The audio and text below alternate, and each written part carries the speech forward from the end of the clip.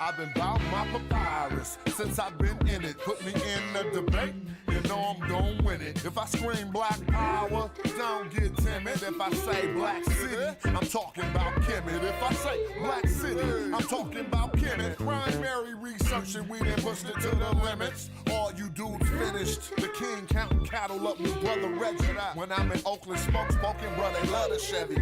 Back in the day, it was the spokes on the chariot. Long procession when the king got carried out to every spot. Woman looking nice as ISIS. I read ancient texts, so my advice is priceless. Nubian gold, your ice don't entice us. Beating me harder than counting grains in your spices. Your heart was beating, but your brain dead. You're lifeless. Pseudo-scholarship, yo, they ain't nothing like us, yo. Don't try to make me laugh. Make me smile and say you love me, man. That's real right there. Yeah, come on. You should listen to your main man's advice. Do a YouTube and apologize like dice. Or the back fade coming like the Antichrist. Egyptologists sent me reading and said that I'm nice. I got a speller with your name on it. I'm like Sargon. You the type of dude wake up in your car gone. Told, because of the money you owe. Before you stream, you should clean up that humble abode. Like Akhenaten City for my woman in gold. I keep the pseudos running, people coming in droves. You catch me on a live stream with Pan-African James. When we building, call us by our African names. I'm for the children. And ain't nothing happened to change. We on that black hype, so we still packing them things for protection. Got connections, My complexion, pure black, that's the S. Make me smile. You love me? Show me some love.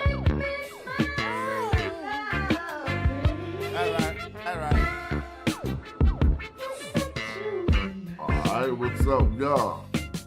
I ain't even gonna play that next song. I'm just gonna come in and holler at y'all. Alright, what's up? What's up with the people?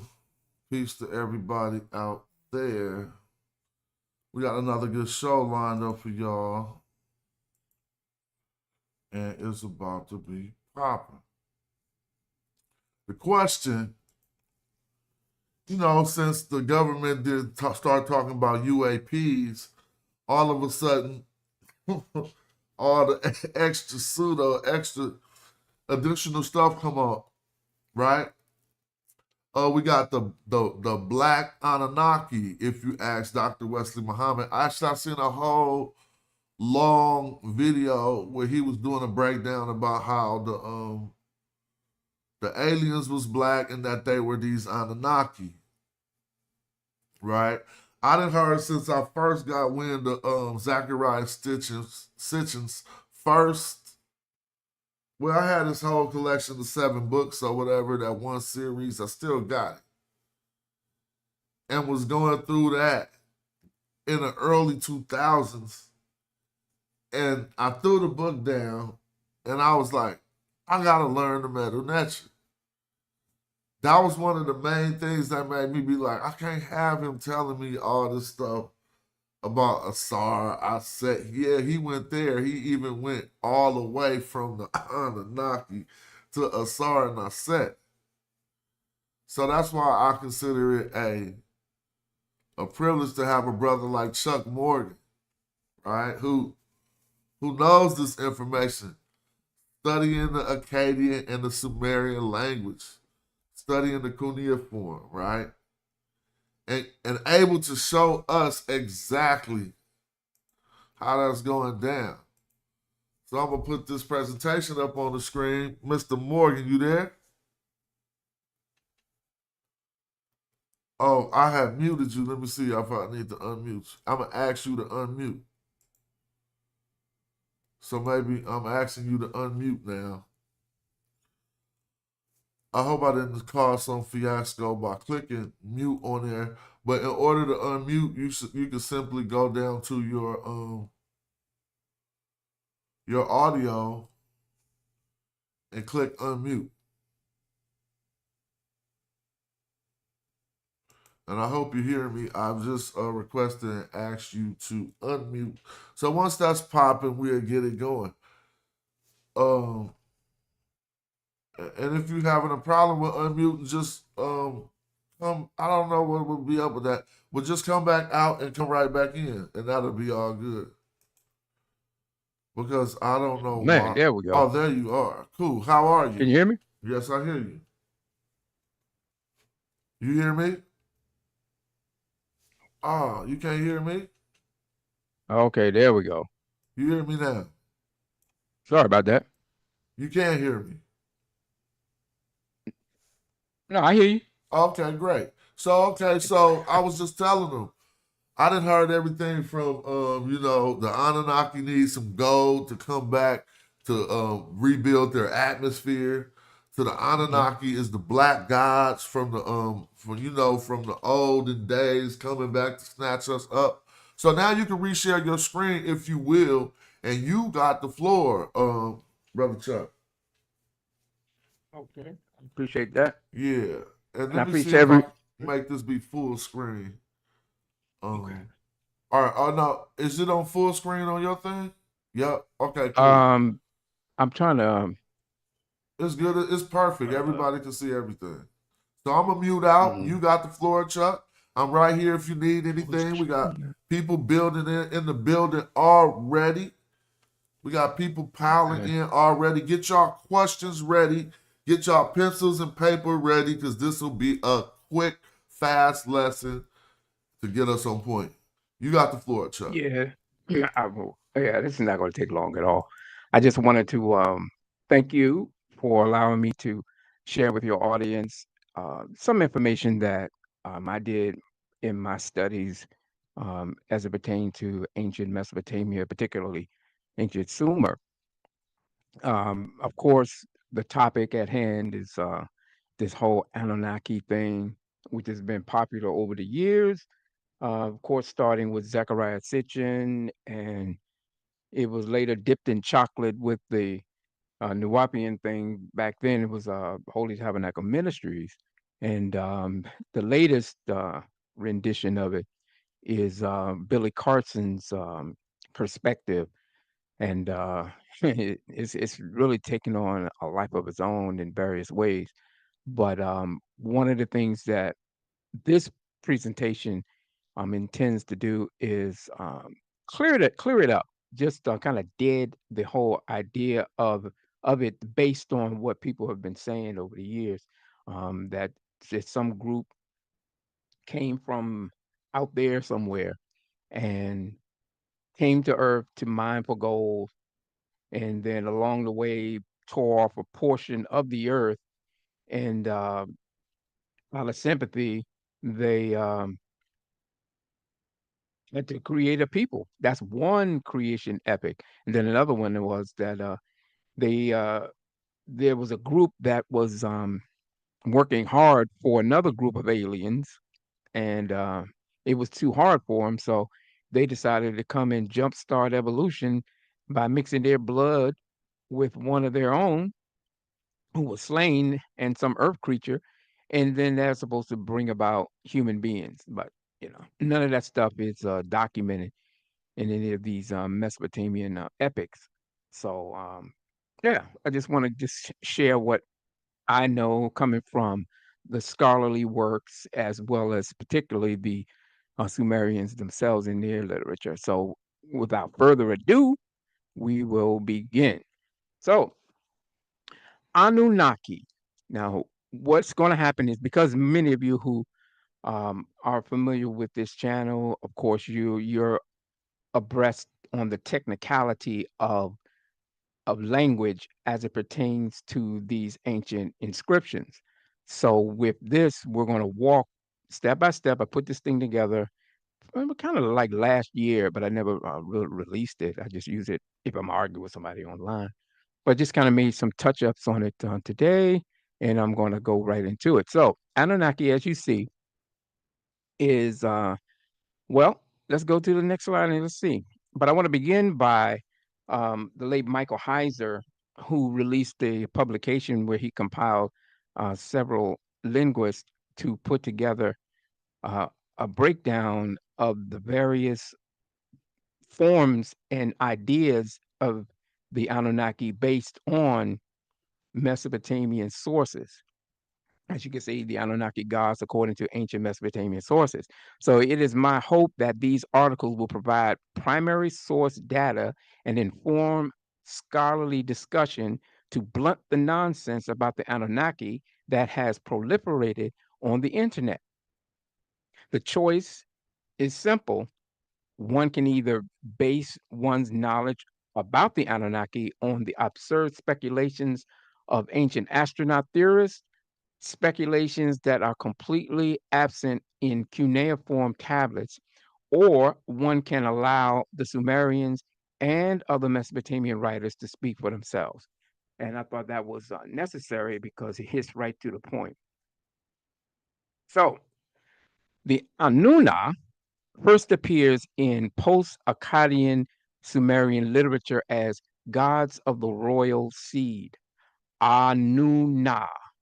This goes back to 2125 BC or 4,149 years ago, and can be found in the cylinder inscription, the building of Ngersu's temple, where it designates the gods of the Sumerian city Shuberla or Lagash, minus the gods Baal Ngersu, who was Gudea's personal and beloved god. These Anunna stood with Gudea in prayer. And in the inscription you read, I'm not necessarily go through the transliteration, but he builds the house of Ningirsu, and the Anunna of the land of Lagash stood by Gudea in prayer and supplication. And this is an extremely long epic, the building of Ningirsu's temple. Gudea, cylinders A and B, and this is the cylinder A 14 through 1. And this just points out how he was making the statement that, oh, you of the royal seed, may you pray for me. That's important to know because, well, we're going to get into that in just a moment. But I just wanted to put that out. And that's part of that line there. And of course, this is my favorite Sumerian, Gudea, based on his history, the kind of person he is depicted in inscription. He's just a nice guy. And I like him. That's my favorite. So Anunna is a Sumerian term, not Anunnaki, as in Anu, the deity, Naki. You'll never read from any Sumerian inscription that these Anunna were sent from Anu to Ki. Zechariah Sitchin, as well as Billy Carson or even Malachi York, falsely claim that the Anunnaki meant from heaven to earth came. If they were saying that, then it would be Anunnaki, and it wouldn't be Anunnaki, it would be literally Anta Kalam She, from heaven to earth came. An or Anu is the sky god. Ha is the ablative case. It's the case ending in Sumerian grammar from showing motion away from. Okay, that's important because Sumerian, they have these case endings that form the grammar. So it's not like you just put like just saying from heaven to earth came and just like, oh, Anunnaki, that's what that means. No, there's a process in this. Anta kalam she. Kalam is the word for land or ground. Some people say earth, but if you look at Sumerian or even Assyrian or even a Babylonian astronomy text, you don't see a word specifically for earth. So they only had 5 planets that they were aware of that they could actually see. So you don't find the word earth, but most people generally just say kalam, and at times they'll even say ki. This would be followed by shade 3, which is the terminative case marker for towards or going in a direction. So if Sitchin truly knew how to read and translate Imigir, which is the Sumerian, which is the language, because you have people, when people say the Egyptian language, and now we know Medu Neter or Shesh Medu Neter, or however they pronounce it, but most people are not even familiar with the Sumerian language, what they refer to it as, and that was Emigir. And he would have seen this in inscriptions.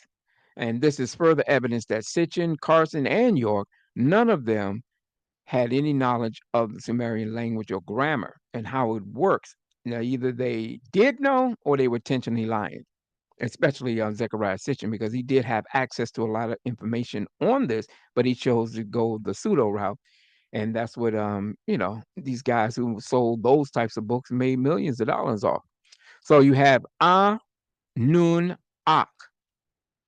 royal children or priestly offspring, minor gods in the Sumerian pantheon. And as you can see here, you have which is this here. This is not the Dingir sign that you see here, because when I was pointing out earlier was that when they said Anunnaki right here, Anunnaki. When they use this determinative, well, I'm gonna get into that in a minute, but this is not Anunnaki. You have this cuneiform character here, which is Ah. Ah is the Sumerian word for liquid, water, semen, sperm. In Sumerian grammar, a single sign can represent three things. That's also important to know, because when you see a word like A2, which is house or sometimes temple, you have B, as it could be used as a syllable, as in the case Ga'andu. Ga'andu. Now, the reason I pointed this out was because you see here in the middle, you'll see that Dingir sign.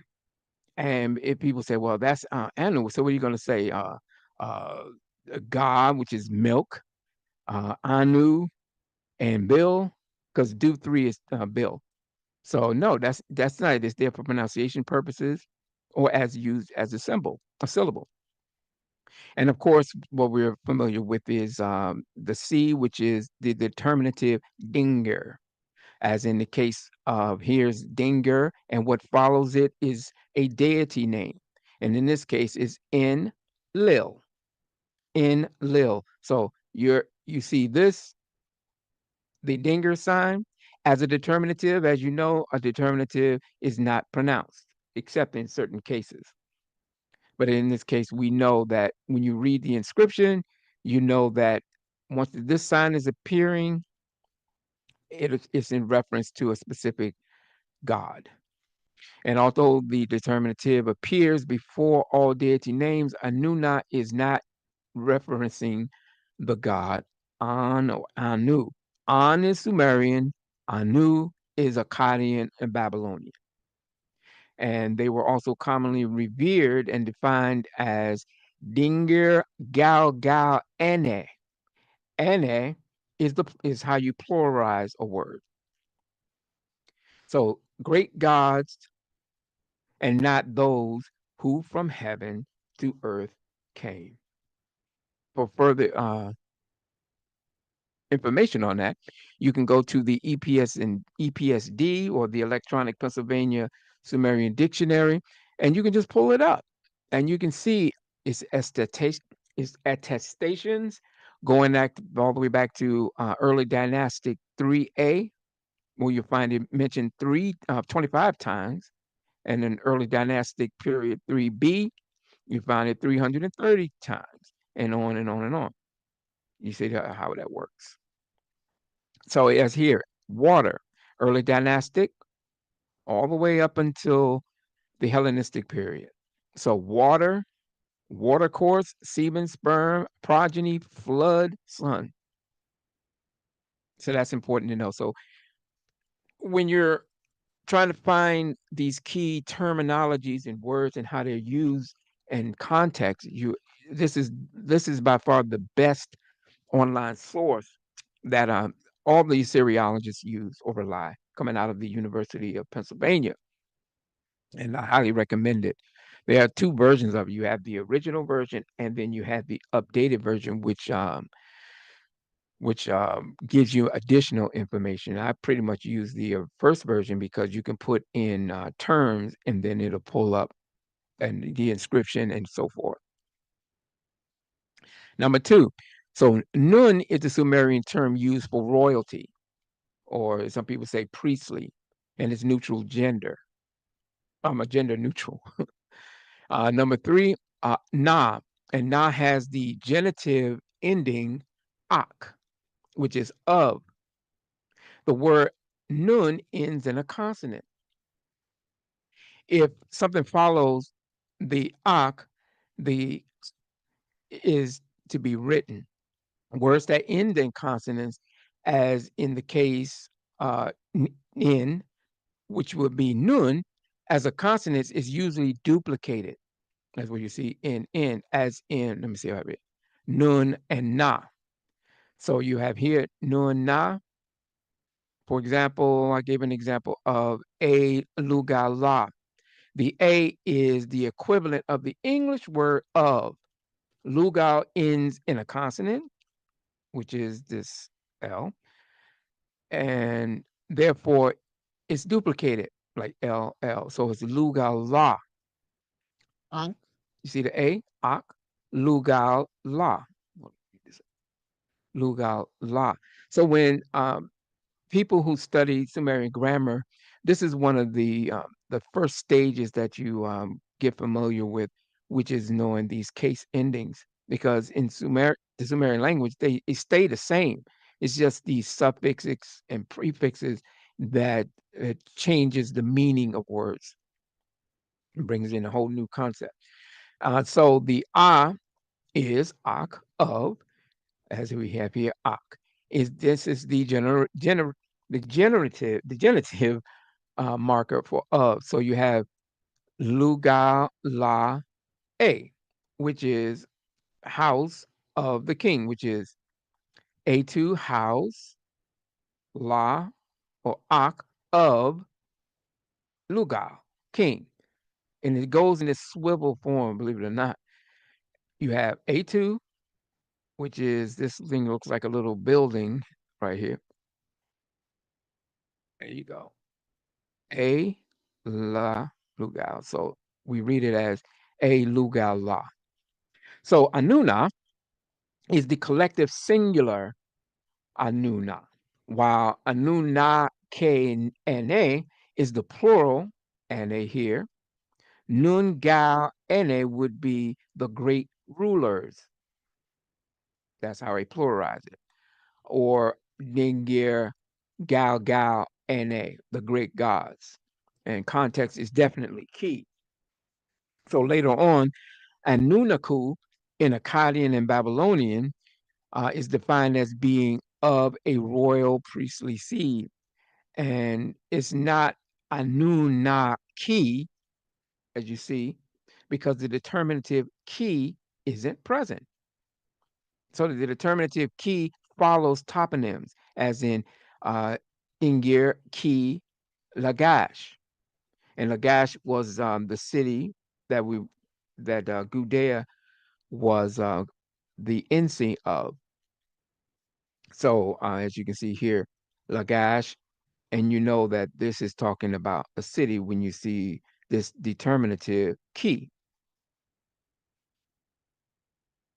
And here's just give you an example of the various deity groupings and how they are formulated that people have used over the years.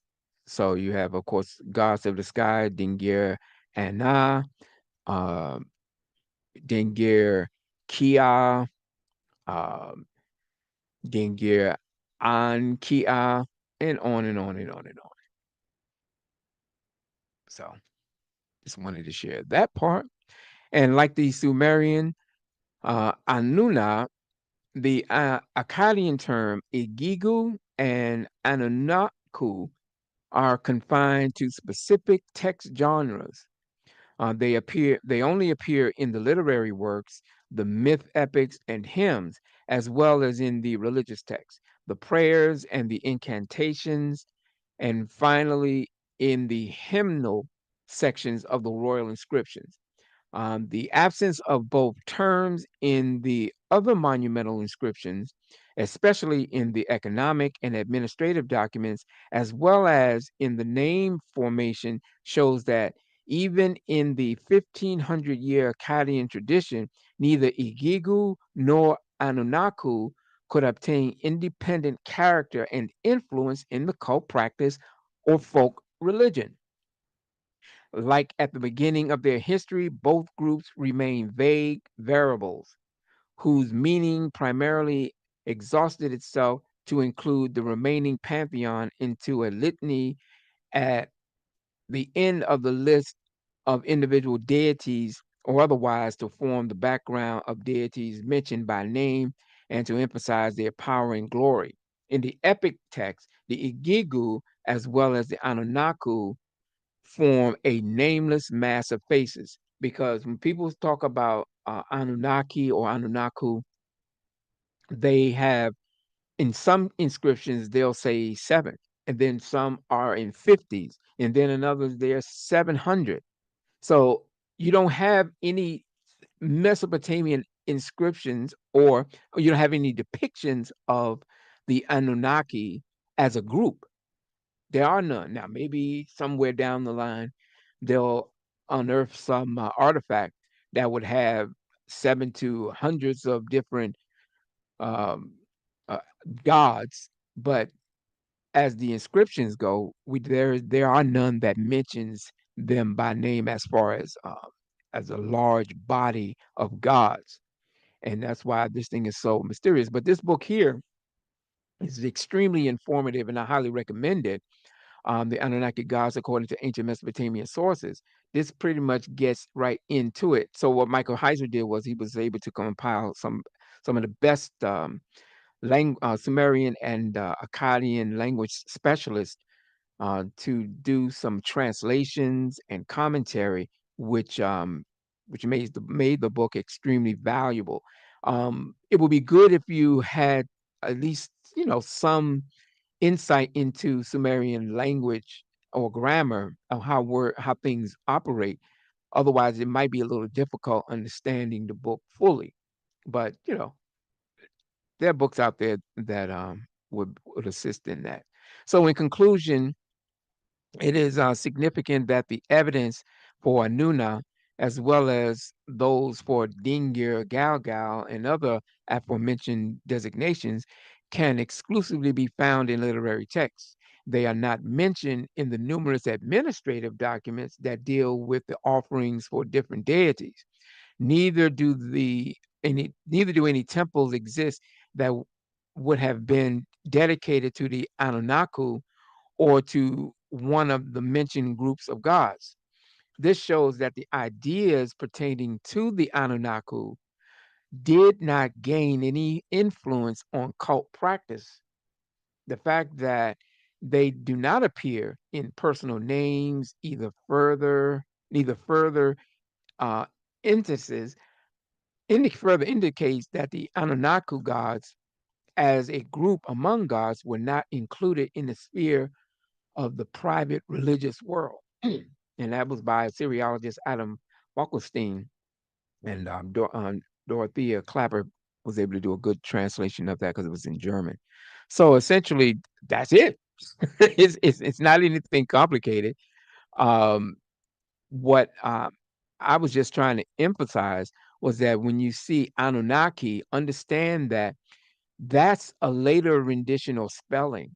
The ancient Sumerians used Anunna, and they were speaking specifically of being those of the royal bloodline.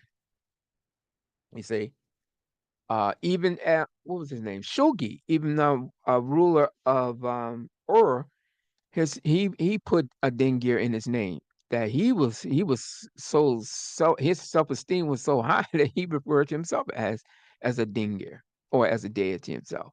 So I would just if you walk away with nothing else, I hope that you understand that whenever you hear the name Anunnaki, first of all, that's outside of Sumerian their concept of it, and then it's taken on a whole new um, uh, storyline.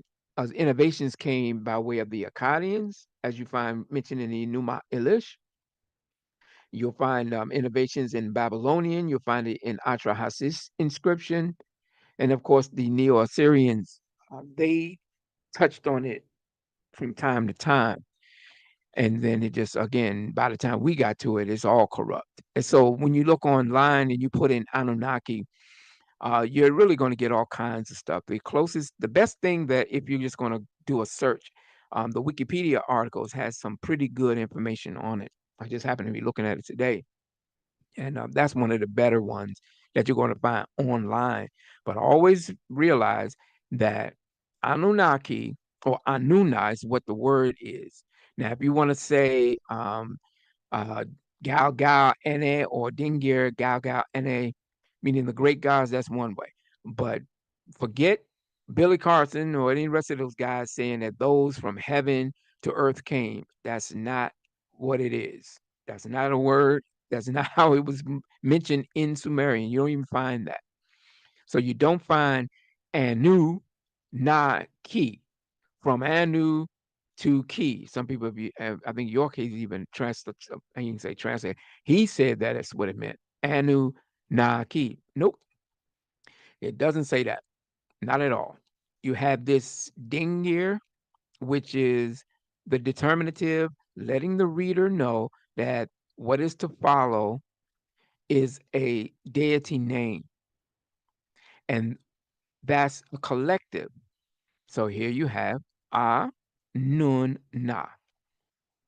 Okay. So if nothing else you get, realize that them guys do not know what they're talking about. So people who do study this stuff, all you can do is just shake your head because they're not going to give you interviews. They're not going to debate you over it. I've reached out to Billy Carson plenty of times, or even went at him in certain groups. Of course, I got blocked, but it is what it is. And there was a debate that he did recently with a Christian apologist, they call him, who's working on his PhD. I forget his name. I can't remember his name right now. But if you go to Vocab Malone's page, he has excerpts from that debate, and it's pretty sad because Billy is trying to use that same old stuff that he used because all the biblical things he didn't have anything he could really go on. So then he started going into the whole Anunnaki stuff and going into the ancient text, talking about Nibiru and all this other stuff. None of this stuff that he's saying, I don't even know why, because I know he has a book on Sumerian grammar. I even seen him holding a book in one of his podcasts, but apparently he hasn't read it and he just put it there for show to give the illusion that, oh, I have a Sumerian grammar book, therefore I must know it. And I think that's for the benefit of his audience. But anybody who knows it, studies it, that's involved in it, know that these guys don't know what they're talking about. So Smash Rockwell, I want to thank you for allowing me to share this a little bit because it's a really short and to the point, and I just wanted to share that with your audience and anyone else who's going to click onto that. So I'm going to stop sharing my screen. Oh, that was And wonderful. Thank you. Thanks for yeah, taking the time to put that together to bring all of us up to speed. I do got a few questions, and there might be some questions from people in the chat, if you don't mind. not at all. Yeah. So then, could you, like, you know how we often on my show go into the ancient Egyptian text corpus and demonstrate how these are used in these primary texts? You just demonstrated it well grammatically. Is there any text you could show us where they're referencing to the Anunnaki? Or, excuse me, not the Anunnaki, but you know what I mean. Some of the texts that they might have messed up, and or is there anyone that you might know offhand if you can't point to it now? Certain texts I that mean, they like, have used and translated them wrong, and it wasn't saying those oh, who came from heaven to oh earth, yeah. and we can see the Oh well. accurate translation in use. You can. Wow, there's many. There are many. Give me an example. All right. You can go to. Let me see. I'm trying to, because there's so many. Samuel Kramer has a number of publications. One is called From the Tablets of Sumer, where in that in that book he kind of brings clarity to it.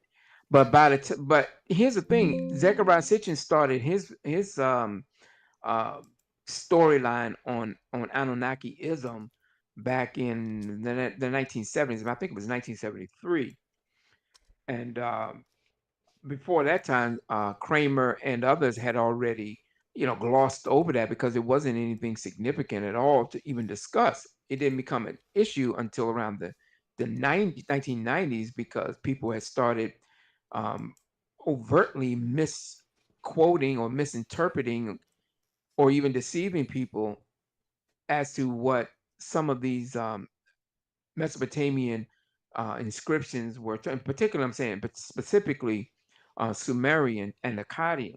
Anuma Elish. If you read that close, um, usually any one of the translations are good because if you read it close, it's not talking about what people like Billy Carson and Sitchin were saying.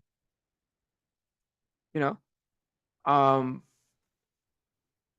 this you can take you can go to the here's an excellent place you can go, the electronic text corpus of Sumerian literature.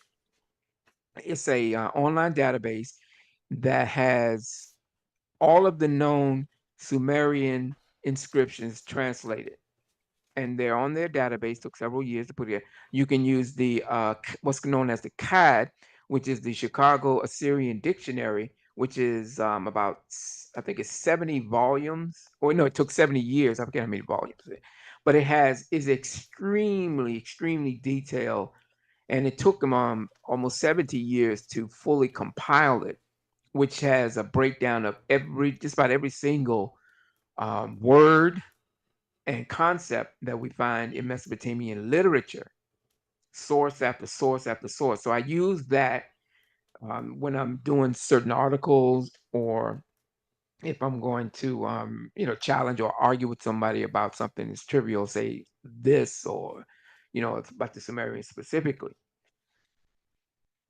But yeah, one of the biggest misinterpretations is that Zechariah Sitchin, as well as Malachi York and Billy Carson, was they'll cite the Enuma Elish, or they'll cite Atrahasis, and make the claim that these Anunnaki came to Earth, and they initially came to mine for gold to take back on whatever they come from, because York may say that they took it back to a mysterious planet called Risk to reknit their ozone layer. Sitchin says that the Nephilim or the Anunnaki came down to get the gold and take back to Mars. And then he'll give us this storyline of Anu and a character named Alelu having a great battle in the Shimti, and identified the various places, one being on the planet Mars. But the story of Alelu and Anu's conflict, it ends up with Anu having his penis cut off. And Alelu takes the throne of being the Most High or the Supreme. But they don't talk about that. So you would have to read, but this is not even, here's the thing, that story of Anu and Alelu is not even in a Sumerian or Mesopotamian source. That comes from Hittite inscriptions. And so what Sitchin did was he just threw everything in there. It was like a big soup. His book, The Earth Chronicles, is just a big soup of everything. And he doesn't give you specific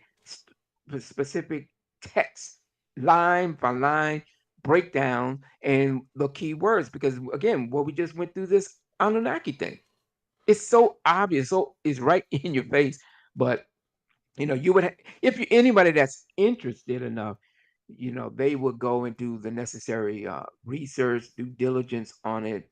If you're interested even in studying the language, yeah, it's available. There should be no excuse at this point for not knowing, or at least being able to expose some of these guys, because they're just using the old out of date storylines of just lecturing without showing any inscriptions Well, or even citing any inscription. well, even to go a bit above their heads, and I see somebody ask the question in the chat: how does this Mhm. tie in, help support, or debunk other and ancient alien theories coming up out of the Sumeria area? Good point.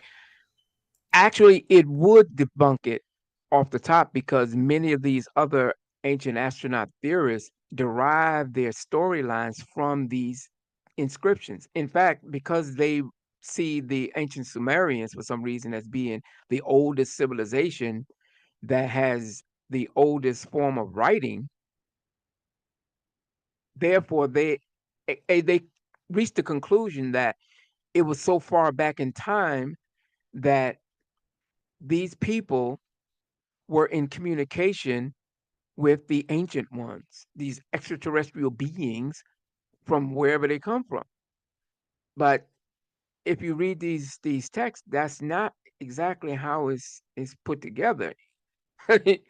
That's where your research has to come in, and it takes time. I've been doing this for a pretty long time, and you're always finding new information. I mean, the jury is still out, but we're pretty satisfied that anything pertaining to these ancient astronauts, um, the Sumerians don't talk about it, and especially Nibiru and the Anunnaki being passengers on a craft or ship I called got a Nibiru whole or planet. Nibiru question for you, so I think you answering What? it right now. But I'm gonna let brother, if you don't mind, Lugai, I'm gonna let brother Morpheus. Peace, Morpheus. Long time. Thanks for tapping in. Hope all is Yeah, well with man. you. Yeah, peace, man. I figure I'd come hang out with my brothers and stuff. You know what I mean? I ain't doing nothing watching the show. And Chuck, what's good with you, bro? All is good, brother Morpheus. Haven't talked to you in quite a while, my man. Yeah, Actually, I I hope see all you. things I are see well. you out here. You look. You got to address this Anunnaki stuff again, right? Yeah, man. Because Listen, I don't know let if me you ask saw you a that. question. What? Yeah, Why do you think? Why do you think? Because uh, like people like Sitchin, when he wrote with the Chronicles and so forth, right? It became right. a bestseller, right? Mm-hmm. And that's how he was able to get away with what he got away with for as long as he had, and he still has, because people still subscribe. You know what I Mm-hmm. mean, to the whole Anunnaki, Nibiru, and all that Mm-hmm. stuff. It's still prevalent today. It's still Yeah. prevalent. It's still Mm-hmm. prevalent. You got people like Billy Carson and like you said, what's that movie? The show, Ancient Aliens, and so Yeah. forth, that are still riding off the coattail of Sitchin, right? Why do you think Mm-hmm. that is? Why do you think like the world? See, stuff like that always amazes me. Like, why do you think it's still? Do you think it says more about us as human beings or people where we like, you know what I mean? You know, supernatural, whatever you want to call it. Why do you think, as far as the psychology is concerned, why do you think In that my is? in my opinion, I think that people have a tendency to gravitate more towards that because, just like you said, it's interesting. It's more better to accept some far out fantastic idea than to have it simplified as just meeting the people that the ancient identified as just of a royal heritage that they were a byproduct of. That's boring. And from what I've seen, is the more fantastic that it sounds, the more appealing it becomes. Mm. You know, and with So, today's so the bigger the lie, the more it's believable. absolutely. I think someone once said that you know, I think you know where we're a well-organized lie can defeat a disorganized truth. I mean, wherever you can't deny that. That is exactly the case because the pseudos, as I like to call them, since the 80s, I've been using that word. The pseudos, they have the market locked. So when you go in and you start to tear away the doors of pseudoism with the facts, it doesn't have that same zeal because some people just want to believe that. And that's not just today's world. The people from the ancient world, they really wanted to believe that, which is why a lot of these epics were so popular in the ancient world when they were read out to the people, because these are fantastic stories, their way of explaining the unknown to them. So they affixed various deities to explain star formations and why these things occur, or why meteors appear. Who's behind the sun? What's the sun's name? What's the star's name? The wind. What is the wind called? Who's the god of the wind? And on and on and on. At least as far as coming from the Mesopotamian world. And today, yeah, it becomes more fascinating to accept. I give you an example. Let's see. Smash, I want to share my screen again if I could. Uh, I think it's a lot. let It'll allow. me, Yeah, you can. yeah, okay. I'm going to show you this. Okay. Right. So with just this series here, of the Complete Earth Chronicle series, Zechariah Sitchin. All right. So we have, and I did this before, but I'm going to just touch on it slightly. You have a cylinder seal referred to as VA20, 00243. And that cylinder seal, it just looks so fascinating. Here it is. It looks so fascinating that Zechariah Sitchin made millions off of a book or a book series that just talked about this alone. Because in the museum, of the many thousands of cylinder seals and tablets, clay tablets and cone tablets, it's nothing significant. But somebody had a marketing idea and looked at this little configuration here and said, looks like planets. And then they developed the storyline. Okay. It's real simple. So, is there anything that is that contradicts the storyline that came up with written on that cylinder seal, like in the text? Well, let's go to it. Let me see. Right here. All right. Where's the text? Oh, boom, right here. All right. So in that inscription, let me see if I can get another picture of it. Oh, there it is. So if you just wanted to look at this alone, all right. Here is the facsimile of it. Okay. Here's the little, and then there's this little inscription here. Okay, in Akkadian. So what they're saying is that this is what Sitchin and the gang are saying. They're saying that, where is it? They're saying that this here depicts planets in our solar system, and that one of the planets, instead of it being 9 planets, there's a 12th planet, and that is Nibiru, which comes through the Earth's atmosphere every 3,600 years. Now, how did they come up with that? Where are they getting that from? Because someone who, if you were to do some background on it, say, well, that's not what it says here, because the Exactly, inscription has this. exactly, exactly. Where you get that from? Yeah, and that's what I want to know. What do it say there? You about to show us that? Right here. Okay, there you go. I'm about to press mute. Go ahead. Dubsiga Iliat Irzu. Dubsiga is a personal name. Ili Laat is in reference to a deity, and he is your servant, which is Irizu in Akkadian. And we see that because this person here holding the goat is being brought forward to, I believe this is Inerta, the way the Akkadians depicted him. That's all the inscription is saying. It's not saying anything about. It's not saying anything about 3,600 crafts, years says nothing about none of that. Nibiru's not mentioned. None of that is mentioned.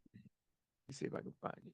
So, Akkadian language experts who have translated the inscription BA 243, all of them, even in one of the Akkadian and Sumerian Discord groups that I'm in, we go over different inscriptions, and somebody pulled that up, and it took about 2 days for somebody to just go freestyle on it, and it's nothing. It's so simple.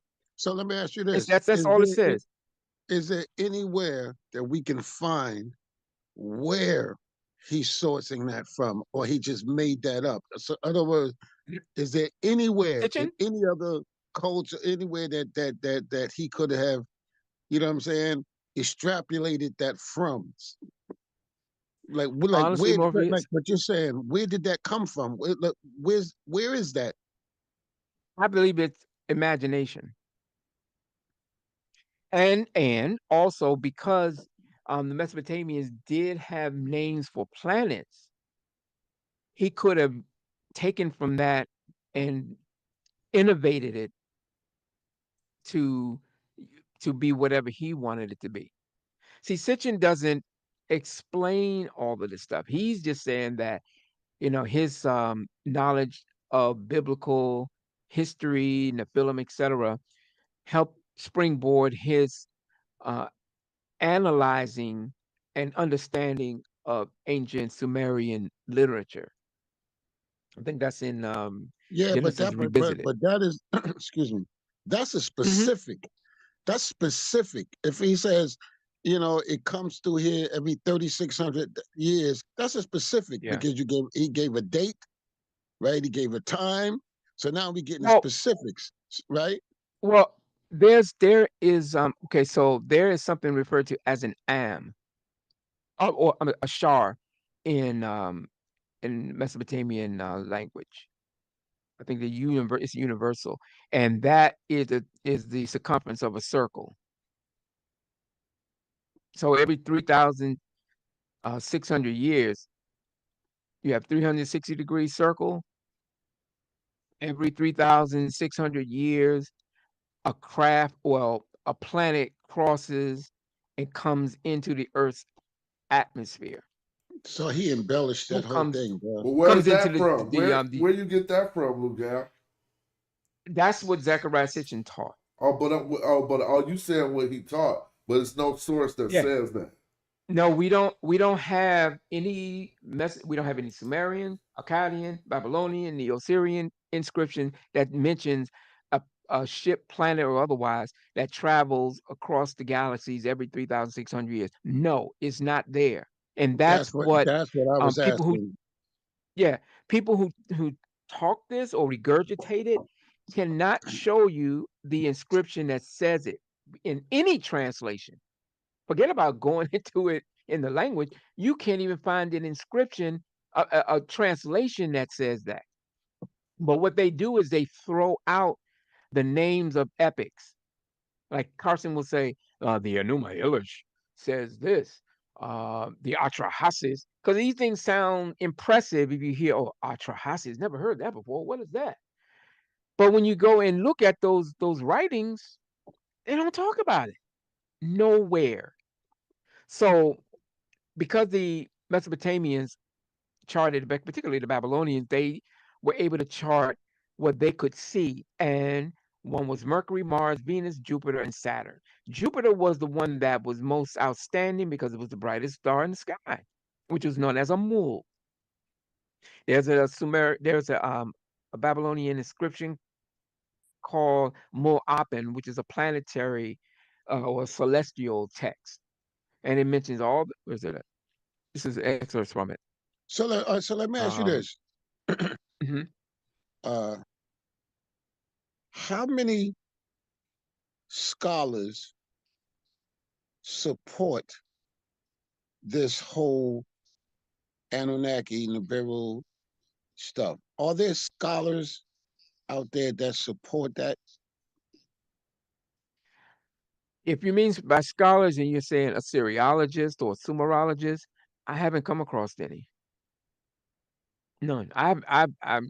Fortunately, because I do this, and one of my teachers was Megan Lewis, who was a candidate for a PhD in Syriology, which is Joshua Bowen's wife.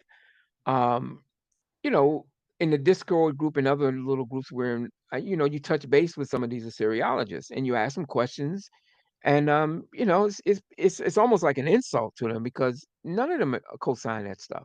I mean, they just look at Zechariah Sitchin as being this thing that popped up that should have been contained years ago. Now we see people like Billy Carson, who's out there, and he's one of the most popular characters that's talking this stuff. And when he went on Joe Rogan's show, you had Cat Williams that went on Joe Rogan's talking about Anunnaki, and his medallion is talking about the planet Beeroo and all this kind of stuff.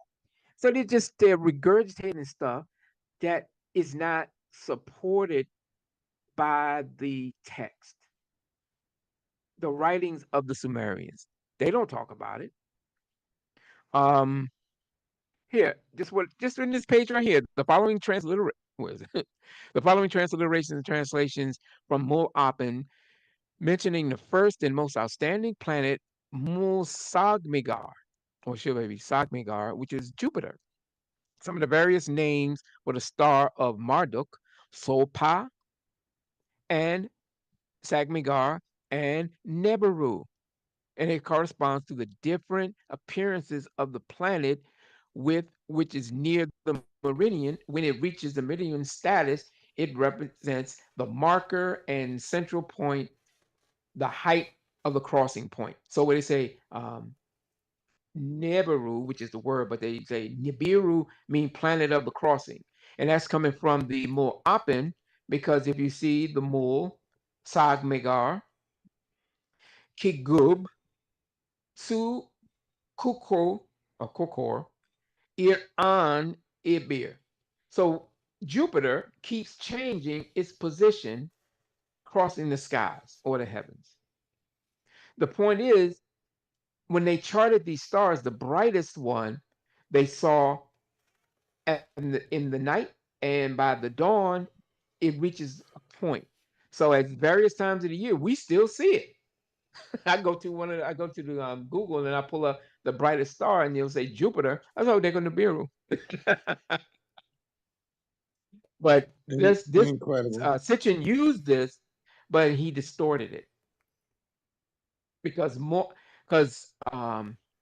So right before it says that, it says Nibiru right there, right? Nibiru. mhm. And so what is that sentence You're right. saying? Wait. Oh, one sentence above line number 35. At the end of the 34. Oh, right here, transliteration. 35. Oh, right here? Yeah. Oh, yeah. Nebiru. Because the word in Akkadian is Neberu. But Nibiru is the general term that's used today. Well, they'll spell it N-I-B. And I even did it. If you go to the card that I was mentioning earlier, the Chicago Assyrian Dictionary, and you look up Neberu, there's about 10 pages. I think it's 10 pages that goes into great detail about Neberu and gives you every citation and quote from an ancient inscription that has it. Hmm. Okay, and what it does and how and what it meant to them. And none of them identifies it as a planet ship or anything like that. And it definitely doesn't have the Anunnaki or Anu and any of the guys on board. Hey Chuck, when Sitchin was still alive, right? Mhm. Um, Oh, I'm sorry, didn't Morpheus. Before you go there, real fast. So if you go to the openly rich annotated cuneiform corpus, you can pull this document up, and you can see the actual um, primary inscription itself. Certainly in the transliteration, you have, of course, you have Venus keeps changing its position and crosses the heavens. Mars keeps changing its position and crossing the heaven. Saturn, Mercury, whose name is Nerta, and the 23 stars of Anu, and on and on and on. So this is where you find the only reference to the 5 known planets that the Akkadians and Babylonians spoke of or wrote about their scribes. This is the only. This is where it comes from. But go ahead. Yeah, I was asking when Sitchin was still alive, uh, was he ever challenged uh, by different Assyriologists or people on his, his book or his translations? Was he ever challenged publicly, uh, you know, on his position? There was one. I can't remember his name. Unfortunately, I can't remember off the top of my head. There was one guy that he wrote a couple of articles um, sharing his disagreement with Sitchin's interpretations. Um, Michael Heiser, because he's not an Assyriologist, but he dabbled into it as part of it's part of that PhD program in biblical studies, touches on it. But he does have connections, or did have connections before he died. Did have connections with people who did specialize in it, and he was the only one who openly challenged Sitchin to a debate to support and verify his claims by using the ancient Sumerian and Akkadian and Babylonian texts. He was the only one that did that. And of course, Sitchin refused to debate him. But today, there are a number of Assyriologists that are out there, young, sharp Assyriologists and Sumerologists, or even amateur Sumerologists that challenge Sitchin's followers or anybody that's buying into that idea. Because I mean, today in 2024, it's obsolete. You can just say, okay, well, what text is that in? You know, to verify. So those days are Mm. over for the most part. To be able to just push that. But if you go on a podcast and you just lecture, and you're not able to pull up the inscriptions, line, text and line or number that you can verify it, these guys are faking it.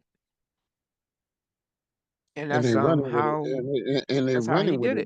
it. They running with it. Yeah. Today, you got shows like Ancient Aliens and so forth, and you get these guys who's out there. It's like it's more of them out there than there are of you. That makes sense. Yeah. Like you and Yeah. people who is challenging that. We don't hear those.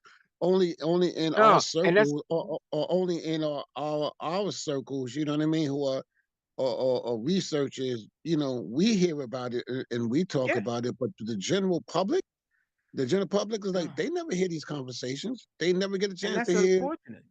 Yeah, That's unfortunate because, like someone said, the pseudos are winning. Um, you know, absolutely. see today, today, yeah, we have access to all this stuff. You can go on any one of these databases and pull up just these basic words. But back in the 1970s, like when Chariots of the God, you're old enough, you're almost the same age. Yeah, I remember all of When yeah. Chariots of the when Chariots of Gods came out, the movie that came out in 1970, that was a movie I'll never forget it because my father and I used to stay up and watch the Late Late Show. Back in 1973, we watched it. And he used to like this, and we would just sit in the living room and watch it until the news goes, the TV goes off, and the snow comes up. Until But until the huh? Joe Franklin show come on. Oh yeah, damn, you remember? I guess we are about the same age. Um, so the way that they put it together. I mean, I listen. I enjoy watching Chariots of the Gods, the documentary that's on YouTube, because that's my little thing that me and my father used, because my father used to watch documentaries all the time. He was an insomniac like I am, and we just be staying up all night, watching this stuff on the late show. But this particular one, I like it because of the music, but I don't believe a word of it. And every time I watch it, it's just always the same thing. They're just saying anything, like rocket ships. Even Sitchin, he said, check this out now. He said that, okay, what we had mentioned earlier regarding Dingir. Dingir is a Sumerian determinative. I mean, which is a little area. It's Dingir. Dingir, because it has this little thing over top, letting you know it's like a Dingir. So this little thing looks like a star, which you've always associated with deities, and same way they use to represent stars of the sky. He said that Dingir was two words, ding and gear, and that's supposed to mean rocket ship. Rocket ship. How did he even know that they was Ding and Gare? He had some training, you know what I'm saying?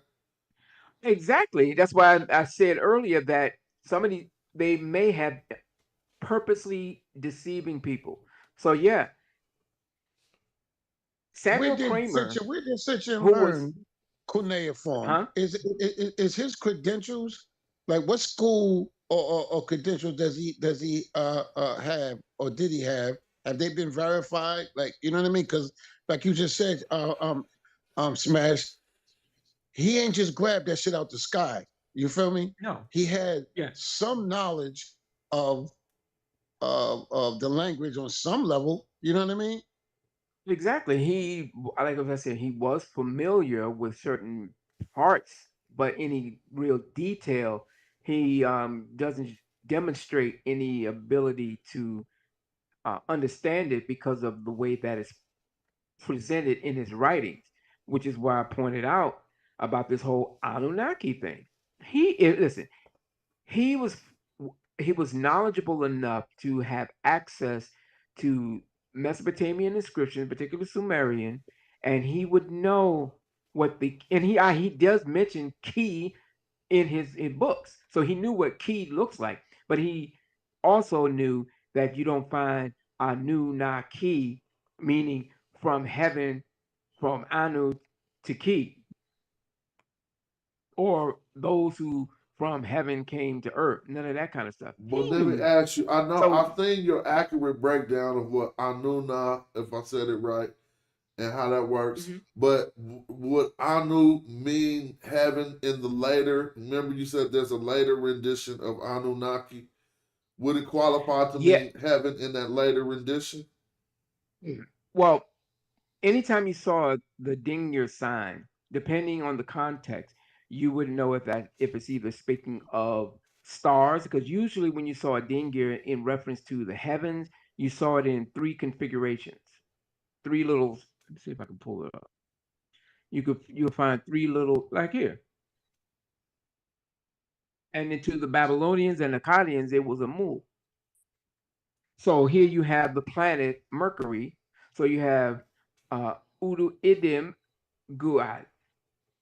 So this determinative here, which we were pronouncing here for purposes, was regarded as a mule.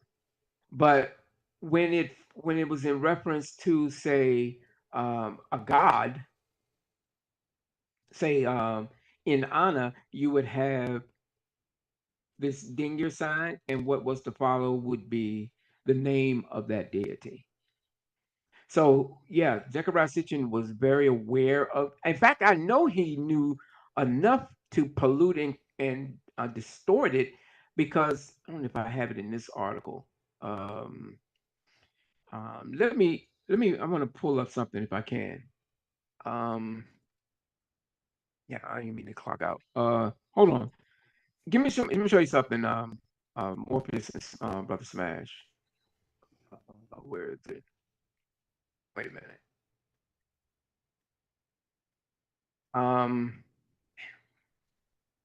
Give me a second. Give me a second. Okay, right here. All right. Let me share this. Okay. Now this I did this on my own. Can you see it? Yeah. Okay, I see it now. Yeah. All right. This was an article I did on the Dewapians. Actually, the Dewapians was Dr. York teaching right or wrong knowledge about Nibiru. All right. What was interesting about this article that as we going through it, something dawned on me. I said, "Oh, I see what he did." I'm talking about Zechariah Sitchin.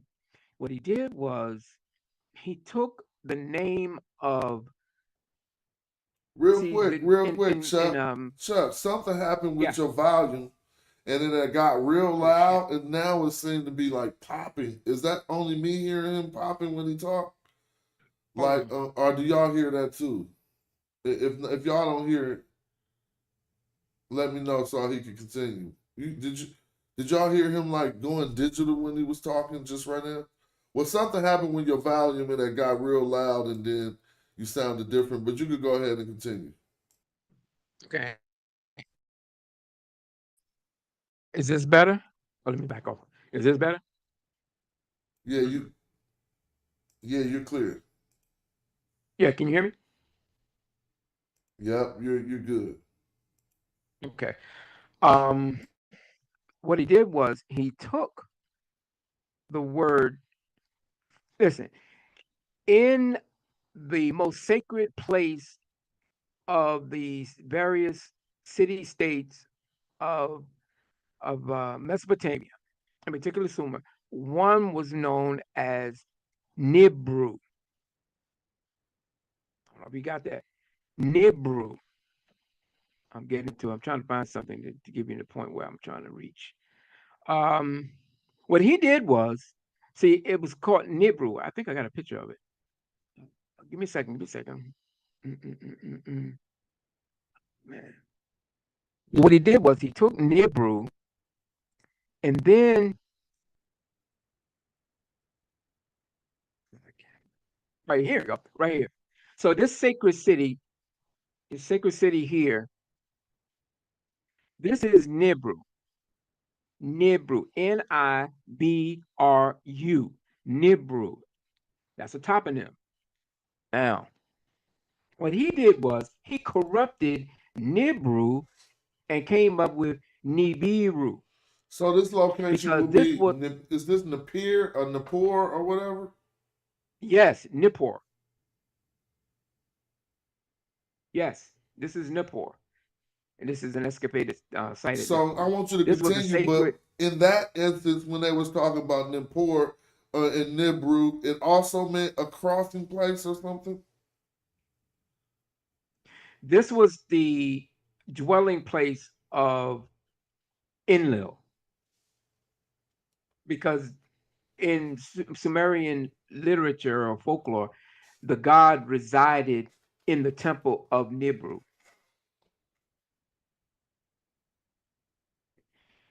And this is how he was able to do it.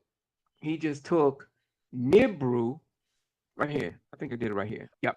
Altering the English spelling would drastically change the meaning and direction of the literature in translation, and it appears to be the case. When seeking to deceive a reader using the English spelling, some writers like Sitchin and York will define Nibruki as Nibruki. Where is it? Okay. Using the English, if the I is added to Nibru, it then changes and becomes Nibiru. It's that simple. So that's all he did. He took Nibru, the holy sacred site where the god Enlil was to reside, because he was considered, if not greater than Anu, Enlil was the highest until Marduk came among the Babylonian literature. But this was the sacred place that the god Enlil resided, and that was in Nibru, which is Nippur, but Nibru was the name. And he just took that and what's the word? What's the word? Corrupted it and called it Nibiru. When the Akkadians and the Babylonians used Neberu, Neberu. Okay, so in Lil key, you don't pronounce the key because it's a determinative, letting you know that this Is the is place a of Lil? place. Is the place? So Huh? it's Enlil Key. So it's the place of Enlil. Yes, that's the home of in the Nibru. The same way that the way you would spell, listen, if you were to look in an inscription, if you put this in a database and look up Nibru, you'll find this spelling, Enlil, because that was his sacred shrine. Okay, so I'm getting questions about the Sumerian language. Now, are we in Sumerian now? We're in what are we? Akkadian. We're in Akkadian. Well, yeah, Nibru is Akkadian, yes. So earlier, the determinative dingir was going before the word, and now the determinative is key a determinative. Yes. Key is a Key determinative, letting you know. is being suffixed. So explain to what I'm confused about Well, there. because when you're looking at, all right, I'll give you an example. You say, let's see, pull up. There's a place, Lagash. Okay. You have Or, Lagash, Eridu, um, let me another place. Maru. These places are the names of cities, and each one of them has the key as this little character. I'm trying to find one so you can see. But this little key is mentioned as letting you know that it's talking about a place name. So depending on how it's used, these determinatives, like in the case of Dingir, it's letting you know that it's talking about a deity. As a toponym, the name of the place, and you'll see the key sign. Whoop, let me go back. I'm sorry. Let me go back. So you'll see, what do you got? You'll see, where's it at? You'll see key because you'll know that this place, Nibru, and you'll find it here. Because the spelling of Nibru is the same as Enlil. The same words, the exact same spelling of it. Or the same cuneiform characters. And that key here, this little sign here, it means or represents a place. Some people use it to mean land, but usually the word kalam is identifying land, ground, country. Specifically, you was using inscription. Key is the place. So when you have Nibru key, not Nibiru, but Nibru key, you don't pronounce the key, you just say Nibru. And that's identifying a specific place, which is Nippur. So if you want more information on that there, you can just pull up any inscription that, oh, I'm sorry, any book pretty good that talks about Sumerian determinatives. Because there are several. Like see, I don't have it on this slide. But if you look up, like here, you have a word niche. Well, here we go. Here's one. This too is a determinative, niche, and that's identifying wood, niche, and then what word comes after what the word that may come after that is identifying what type of wood. I'm trying to find more, but let me close this slide out. But essentially, that's how that works. In the case of a toponym, you have the word, and then what follows it would be key, which lets the reader know that this is talking about a place name. All right. I can hit you with questions for days. I'm gonna thank you That's now. I cool. got a few more questions. I see Joey came in. I don't know if he had a question. Yeah, good night. Peace. Yeah, I came in on the tail end a few minutes ago, but it seems like this language and Medunesa have a lot in common. What did you see in common with Metanetia? With the I mean, it seemed like it seemed like the grammar and the structure might be possibly might be similar. I could be wrong. Chuck could correct me. I couldn't understand you. What was that? I said it seems like there may be a connection. For the couple of minutes I was in here, the grammar structure might be similar to Medunesa. If I'm wrong, you can correct me.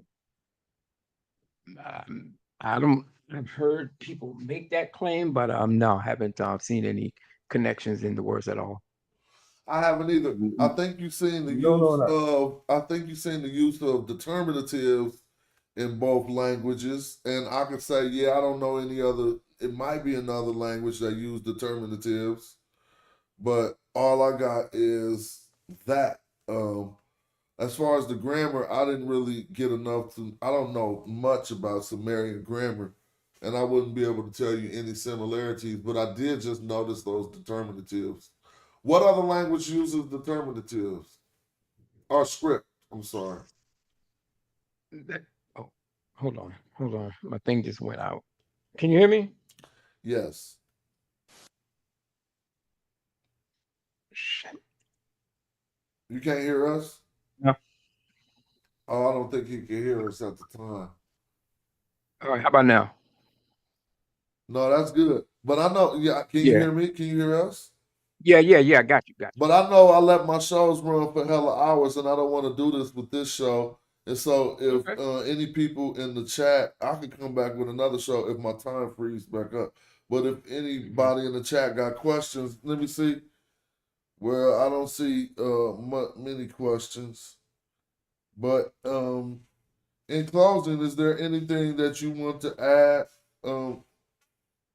You know what? I'm looking at the chat now. I see who's this? Babylon Dunn. I'm seeing a lot of look like he's yelling because all capitals like that. Is he yelling? If he can jump on the panel, I'm here. I think he said something about he wanted to debate me on this or something like that. I I know got he time. often types in capitals, but I don't know how Oh, often. okay. Maybe he's saying Oh, so. okay. On Okay. equals heaven. All right. Let's see if we can qualify or disqualify some of the stuff he's saying. Does on equal heaven? Yes. Okay. In which language? Sumerian or Akkadian or both? Or Both, all of them, because on was what they used to identify the sky. Heaven is, of course, more of a religious connotation, but that was the use of the term for sky. This passed on into Akkadian and, of course, the Babylonians as well. They innovated it by adding the u, which you got Anu, and that's just a character that isn't as significant because you don't have too many inscriptions that really go into him. That's more reserved for Enlil, Inanna, sometimes the water god Enki. But if the head of the pantheon, An is regarded as being quote unquote the father because he's being associated with the sky. But all of them retain that deityship by having that Dingir associated with them, or Gal Gal.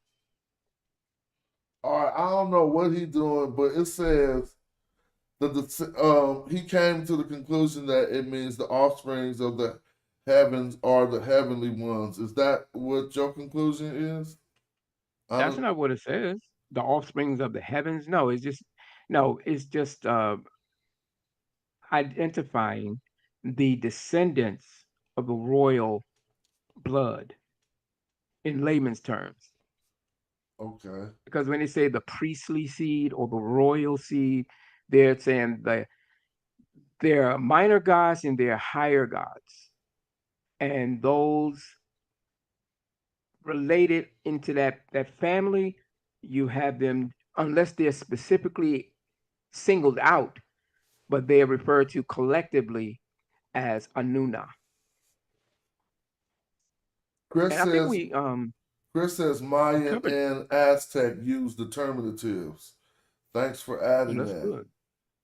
Yeah, that's good. I couldn't think of off the top of my head who else used those those determinatives. I know that different languages do use it, but I wasn't too sure All right, here's as to another which one. way. Now I'm glad you said that, Shazmu, in the chat. Here's another direction I've seen people trying to qualify the Anunnaki in other ways, and it'll start with the sentence Shazmu was saying: the Anu are an African people of an old tribe. Now, what he's going to allude back to, I know you're familiar with, is the finding of it is a label with a person named Terra Netter on it, some elder statesman, and he is from supposedly An. And then they changed this to make it be Anu, and then they somehow tie in the Anu, like Shazmu was doing, the tribe with the Anunnaki. Have you heard that being done before? No. Yeah, I have heard that being done. And then it'll go further because you got Nakata, right? And you got the Naga. And so there was like the Anu, Naga. Oh, it was getting bad, bro. Yeah, you can go all over. You can do just about anything, like that. Of course, you can. Yeah. Oh, that sounds like. Oh yeah, yeah. Specifically to that, no, I haven't heard anything like that. And remember, the Akkadians, who interacted with the Sumerians, um, you know, their language, they did share. They would have loan words from Akkadian, loan words from Sumerian, because that's how they were so in such close proximity with each other. Yeah. So you may find that they even have a good book on that, Akkadian loan words from Sumerian and vice versa, which gives you pretty clear detail on how these exchanges took place. But as far as uh, what you just outlined, I haven't heard anything like that. I'm not saying it doesn't, but I haven't seen anything that supports it. So then, I mean, this will be my last question. So where do so we can just say Eric Von Daniken when we try to trace back the origin of these so-called spaceships and stuff. You see what I'm saying? What would you say? Where did that start? Oh man, you're gonna have to go back specifically to the 1950s. Let me address something because I see that question. Were the Sumerians a more advanced people? No. This dude is a joke, pump faking. Well, you can always step in the ring. Yeah, Babylon Don, you can't be typing that type of stuff when the chat link is right there. No one can call. That's like you standing. That's like the dog barking over the fence. You know what I'm saying? But don't want to hop over the fence. You just gonna bark on the other side of the fence. You're welcome to put up your comments, but you ain't gotta put up nothing derogatory. You can come in and show why you think he a joke and make his information look like a joke. I mean, I know he was involved in some capacity with the Wapian cult, but I'm pretty much past that. I'm gonna move beyond that. This is something I came across this stuff back watching Gilligan's Island back in the 1970s. This sparked my curiosity in. But getting back to what we was talking about, um, were the Sumerians a more advanced people? I wouldn't say we're necessarily advanced. And depending on what you identify as being advanced, they were able to put their writings into they were able to take inventory and put it in a form of writing. Now, some have speculated that they just expounded or innovated what was known as proto cuneiform, which the people of the Ubadians had, but they didn't have the Ubadians didn't have a writing system. What that we know of today as an actual writing system. So some have tried to link the Sumerians as innovating some of the pictorial writings or concepts, and then formulated into um, wedge writing that dealt more with inventory, that he later evolved into what we have in the different letter categories.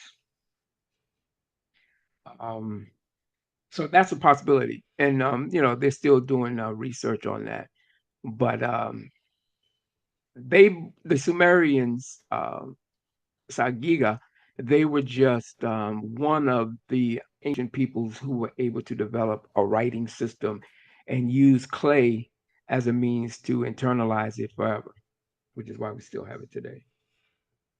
Interesting. That's dope. That's an hour 30. That was wonderful. And this has been a very good show. We got 52 people in the building. Hopefully I can come back a little later and get something else popping. Shout out Luke. What's your cash app? Okay?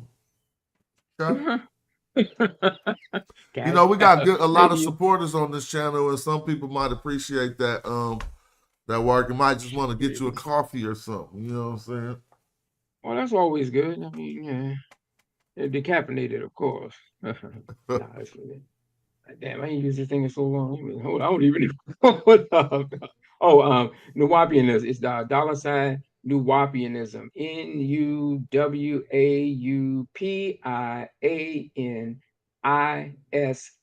Nuwapianism. Because I put it out when I had the website. Word up. Something he had mentioned. $ Nuwapianism. Yeah. You'll see my logo will pop up. But this is something that I enjoy. And believe it or not, I watch you every time you go live, because even though I don't, because I started off with Medjugorje with the brother Wajaru, but it just didn't really, for me personally, it just didn't interest me as much as Emingir did, because again, this is something I kind of got into when I was a kid, and I watch you because I enjoy watching the brothers and the sisters, and from other people who have other programs. I like the engagement. I like how y'all rigorously go through inscription line for line. I love that stuff. To take and to see brothers today looking at an ancient inscription and being able to transliterate it and inscribe it, or just at least translate it to people can understand it. I mean, I find that fascinating. I love it. So we have a Discord group, and there's a YouTube. We have a YouTube channel, Learn to Read Sumerian, and we do the exact same thing. We'll take an inscription. Right now, we're going through Gudea's cylinder A and B seal, and each week we go through about 20 lines, and different fellas are going through and taking turns breaking it down, but not just reading it or translating it, but you have to put in, okay, what is this case marker, how does the determinative work in this instance, and then you got to be mindful, because sometimes you're going to come across an MSR word, which is traditionally known as a female portion of the Sumerian language, and then you might find Akkadian in it. So you're going to have to be able to go to your dictionaries and your resources, your tools, and look up a cuneiform sign, because we have We have databases that have that you just type in a cuneiform character, and then you pull up a word, the attestation of it. You have all of this kind of stuff. So this is what we work with each week on Saturday, or now Sundays. And I love it because when I watch y'all, I just sit back and just watch and enjoy it. And at the same time, we do the exact same thing with Sumerian. And man, it's I love this stuff. It's that nerd part of me, you know.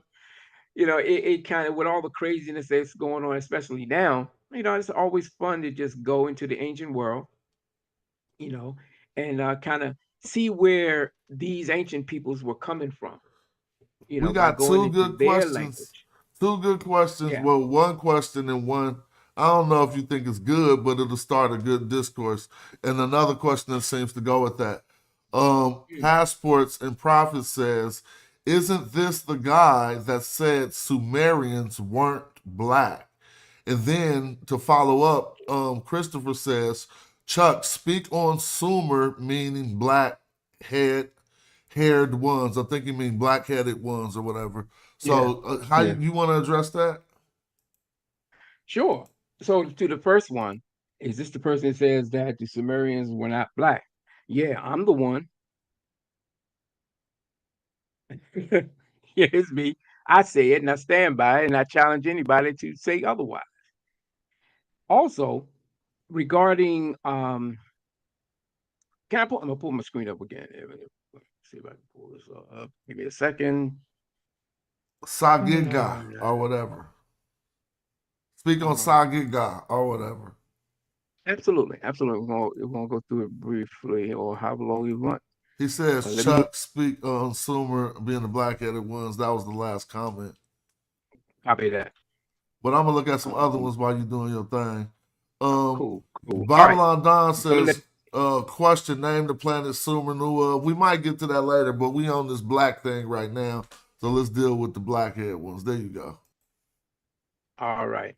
So this is a PowerPoint presentation that I put together some years back, and I just keep it on my computer. I haven't got a chance to really go into it as far as making I it do a public. small synopsis because I'm going to ask you if you can. Can you come back on my show and do this?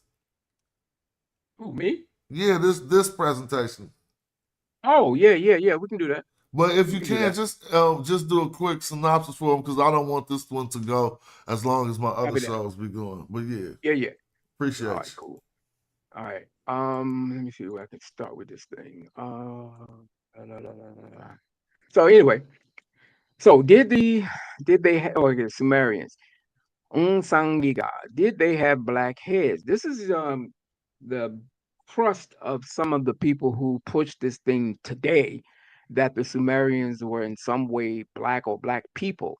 So I did this this little thing here to kind of give you an idea of if they were black-headed people, this is what they would be. You see? So they didn't depict themselves that way. So let me just walk through it. So the purpose of this presentation, I'm just give you an overview real quick. The purpose of this presentation is simple: to bring some clarity, context, and chronology, in addition to the most up-to-date information regarding Emir Sumerian and the word Sangiga, erroneously called the Blackheads. This name, Blackheads, has been cited and used by the misinformed as documentation and or as an implication that the ancient people known as Sumerians referred to themselves as black people. The word Sang is attested not only for a literal head, but also for top, first, foremost, preeminent. The context determines its specific use. And that alone should give you an idea of where this is going to go. And as you can see, this PowerPoint presentation is pretty lengthy. I got about should be about 100 slides. Oh damn, it's going over there. Well, almost 200 slides, because it's necessary to unravel some of these false claims or assertions that people are putting up because of the modern use of what we got the word black. but not how these people depicted themselves, for one. All right. Well, let me ask you a Geek, question. In yeah. do you find them asserting themselves or anything that make you think that they were a monolith? Like every single person in Sumer, they all just. I mean, like say Mhm. if we go into Yeah, the yeah, Congo, yeah. right? I know what you're saying. Yeah, I know and what you're we'll saying. see Yeah, everybody looking like the same in the Congo. You think it would be like that gotcha, in gotcha. Sumer? Copy that. No, that's not what I'm saying, because you may have had plenty of people of African descent that lived in Mesopotamia or any one of the various city states. What we have depicted as far as aristocracy is concerned is uh, a certain type, or what they call the standard at the time. And of course, as their artistic depictions of themselves got better, we got more vivid details of how they depicted at least their NC or their Luga, their governors or their kings. And unfortunately, we depending on if you want to base it solely on lookership, um, you can use that, but we just don't have any concrete evidence of the Sangiga referring to themselves as a black people. They don't say we are black people. And for them to say black heads, yeah, you can say black heads, but some people have said, well, the heads is talking about hair, but what about the body? Because we have many statues of Sumerians specifically. And again, there's a certain type. There's this type of dress. There's a type body type. They were all usually muscular, and we just don't find any of them as having black heads, solely black heads. Now, of course, you had Gudea, who I think he had about 70 different statues of himself. Some are in what is it? How you pronounce that? Diorite. Diorite, which is like a dark greenish color, greenish gray, like this here. And then you had other depictions. Oh, here he is, right here. You had them depicted like this. So sometimes you would have Gudea would be depicted as looking like this, dark, with this I forget what this is called. What is that? I can't remember the stone that's used here. But we just don't have any concrete, definitive information by way of the Sumerians that they called themselves black people. Now there's a word ebony, right? Um, that word, Essie, we don't even find, how did I put this together? The word has never been attributed to Sumerians, nor the Sumerians referring to anyone using this label, not even for the Sumerians themselves. So you have the Ebony Mountains. I will have ebony trees brought to you, but we don't find the ebony people mentioned by the Sumerians. And I defy or challenge anybody to bring them. Now, I'm not saying that I'm an expert in this. No, I'm still a student. I'm an intermediate student in this stuff, in the language. But and I do go through inscriptions day and night because I work overnight and I have a chance to go through. I mean, there are thousands of these things. So I have a lifetime, the rest of my life I'll be dealing with this stuff. But of all that I have read or taken the time to go line for line, word for word, I don't find anywhere that the Sumerians depicted nor called themselves a black people. The problem, I think, comes in with the use of how early translators translated Sangiga or Sangig, which is the word, the god, is gets into the genitive use of the word. So can I ask Um, you? And you might laugh at this word, or I don't know how you qualify it, but you don't. Who was the brother's name? Hermal Hemstein or whatever. Hermal Hermstein, yeah. You don't. You refute that word. Well, yeah. I got his book. I listened to him when he was on Harold Johnson's show. I asked him a question. Um, and he answered it, but it's kind of vague. And I looked at all the stuff in his book. I did a search and check of each and every word that he presented. And, it's really disappointing that how he was able to kind of trick people on the stuff that's in that book. And unfortunately, people who hold him in great esteem, and then, they're using it and they're they're misinforming people. So yeah, that book, yeah, So you saying he good tricked the stuff. people? I would like to hear I say about that, that yeah, later. I don't want to stretch it because up. all right, Yeah, all right, tell all us. You right, can all go right. ahead. We Go got it. ahead. Tell us. No, I was just saying because a lot of the words that he's using, some of them are not even Sumerian words. They are not even meaning what he's saying that they mean, and then his associations trying to tie it in with some West, was it? I forget which West African group he's trying to link it with. I did. Matter of fact, me, I got an article on that. Matter of fact, this is the. Let me find it. Give me a second. Okay. And I also see we got I our good brother Kamji verse in the building. Shout out to you, Kamji. Was good. I hey, was just trying to Camden. see if we were about to explain how the Sumerians are Proto-Bantu Niger Congo Ah, people. well, it's about to go there. All right, well, that's going to be good. It's about to get good now. And so we got Sarah Sin also in the building. We'll let Kamji ask his question first, and then we'll go to Sarah Sin. So what you saying, Kamji? Yeah, so I mean, we've seen. I mean, you mentioned Homeboy Hero's work, but we've seen so many people in this community make the claim that Sumerian is Niger Congo, and Sumerian is discernible or intelligible with so-called Proto-Bantu. But what does your research have with respect to that specific question? With that specific question, it's a flat out no.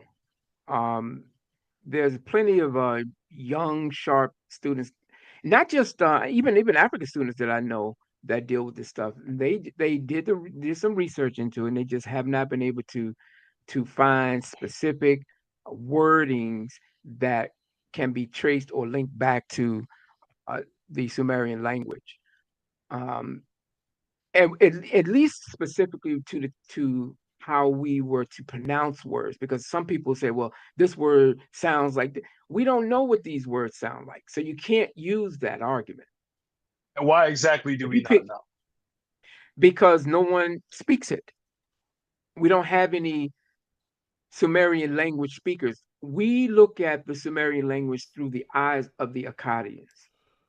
So can I ask you a Mm. question real quick, and I want you to continue. So when you pronounce these terms, you're basically doing what we're doing. Mhm. Egypt, we call it Egyptology speak. So you're doing like a scholastic pronunciation and not claiming that that's how it sounded. Exactly, because that's a question that I had asked. I asked anybody that dealt with any of the elders or older people who dealt with that stuff as far as the language itself. Um, no, they made it clear that we don't know how it sounds exactly. What what you have is, of course, how it's presented in the grammar schools. This is what we know based on the dual dictionaries coming from Akkadian, and of course, you can take how they were able to decipher um, Akkadian. We're basing it on that, the pronunciation of it. So for someone to say that um, it's linked to a Niger Congo language and they pronounce it this way and it sounds like the Sumerian pronunciation of that. That's not right. But how can they use? Because I know the answer to this, but this is just for the audience. How could they use Akkadian if it's a language isolate? Akkadian is not an angel, or I know Well, what you're saying. Sumerian, Yeah, they yeah. argue Yeah, Sumerian. yeah, because the Akkadians who had schools where they had to teach, where they learned it and they taught Sumerian as well.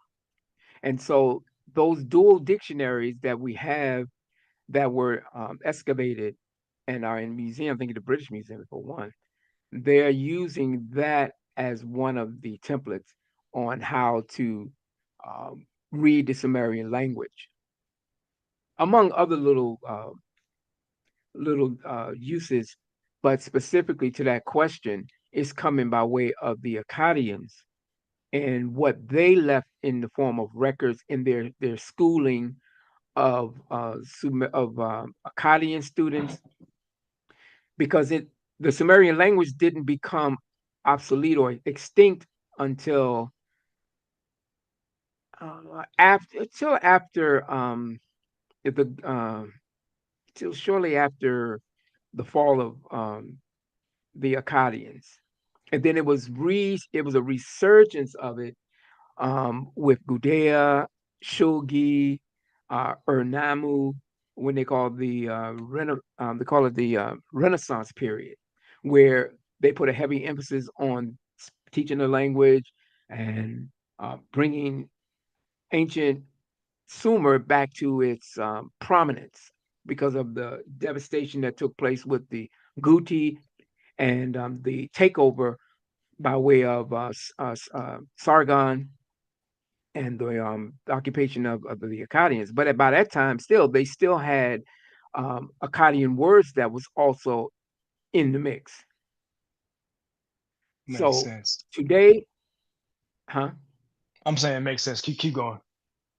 So today, like in my case, I wanted to know, the basic understanding and foundation of Sumerian as the basic level in the Sumerian grammar, then moved on to the next level. So in all of these classes, when they start, or any one of the books on Sumerian language, they will tell you that we don't know exactly 100% of what certain words were. There's some that that are pretty easy, but by and large, we don't have any way of knowing exactly how they pronounced words.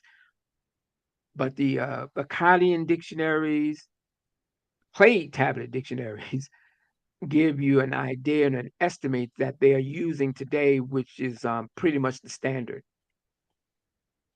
And you would say that Huh? Sumerian is not proven to be related to Akkadian either. No. Makes sense. No, Well, that's why then that would they always but wouldn't that qualify it as a language isolate? yes, Yeah. exactly. Whatever, my mind just So is, why is I hold on. guess that answers the person in the chat's question, I guess. But more on, I want to go more on the black, because that was kind of interesting and intriguing.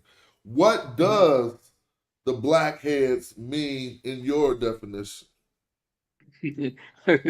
I try not to keep it. I try to keep it out of my definition. My research into it and the different areas, and that's why I just let me share my screen again. I try to cover exhaustively this whole idea behind the black-headed ones. Is this one? Yeah. Give me 10 seconds so this thing could come up. All right. So it should be all right. So with this, I did it like this. Here's the one, because as I always tell people, or as it's been documented, it was the Akkadians who used that term, and the Sumerians picked it up. The Sumerians referred to themselves as Nam Lu'ulu, the people. So the equivalent in Akkadian was oh my God, I just it just went past my mind. Let me hold on. Here we go. Here, I can use it right here. I can use this. So you have Nam Lulu, and you have Sa Giga, right? Let me get past this. So I try to simplify it by going through this route. So you got black-headed seagull, you got a brown-headed cowbird. You get the point. I even put Lucille Ball. She was regarded as the redhead, right? She was clearly not of a red body. Each of these three adjectives only describe the color of their hair and neck. So the question should be, if that's the color of their head or hair, then what color was the bodies of the Sumerians? Unfortunately, the Sumerians do not supply us with an answer. Nevertheless, claiming that they were black people would be fallacious. Although the Sumerians do not inform us of what their skin color was, they do, however, offer substantial insight with their vivid iconography, emphasizing key details of their phenotypic features. Example. Then there's a word we know in the Sumerian language for a black raven. Okay, so you have an uga-gi. Now, Mushin is a determinative. We're not going to pronounce that, obviously, and that's a Mushin is used for a bird, any kind of bird. So, in one inscription, you says you pound missing line of the black raven, you mix it with cypress oil incantation. The point of that was that it's identifying a black raven, not a black-headed raven, a black raven. So certainly, if they are able to identify a black raven, right? Or you have shagig, which is a wild boar. At dead of night, they know the black wild boar at midday. Okay, Lugubanda in the mountain cave. But the reason I pointed that out is here's again another example of how they were able to identify. Here's a boar that's black. Which feels kind of gray to me based on the lighting, but the point is that they identified it as black. So you have the black raven, the black boar. Then you have an administrative tablet excavated and going back to the Earth 3 period. And you have here what was depicted as Udu Babar, which is the word that he used for white sheep. And then you had Geshdu or Gi Geshdu, black sheep. So you had, because Babar is also used for light or flash. But the point is clear. They did identify what a black sheep, a black boar, a black bird looked like. So if that's the case, then certainly they would have known what a black-headed person looked like. And they would have demonstrated it, but they didn't. So that terminology was something. Well, let's get a brief analysis of the word Sagiga. The term blackheads was used as a term for the entirety of a people, humanity, usually referring to subjects of the gods. In this text, you can see here, lady, midwife of the mothers of the land is the chief doctor of the black-headed. But let's go further. In the lament for Nibru, Enlil, father of the black-headed people. Sagiga, we got that. Okay, I'm reaching out a point now. Walk with me. The word Sagiga is found in 46 inscriptions. It appears during the Old Babylonian period. 1 for the Mid-Assyrian, 3 for the Middle Babylonian, 5 for the Neo-Assyrian, and 1 for the Neo-Babylonian. And the EPSD2, by clicking each of the periods, hyperlink, opens a menu of text. Clicking the name of each text will take you to an available transliteration and translation. There's often identifying information here as well. But that's going outside of that. Below are various forms of Sagig that's used in Sumerian literature. So you have Sagig, which is in the absolutive case, like endingless. Then you have the ergative, which is the collective. You have the genitive. These are the Sagishe, Sagiga, Sagige, Sagira, the dative, meaning 2 or 4. These are different forms of it in their literature. So in doing this research, we have multiple depictions of Sumerians. They don't depict themselves as having black heads. Here's another one, and this is what I was mentioning earlier about a diorite stone. So you have two individuals who are the same person. You have this person here, Gudea, my favorite.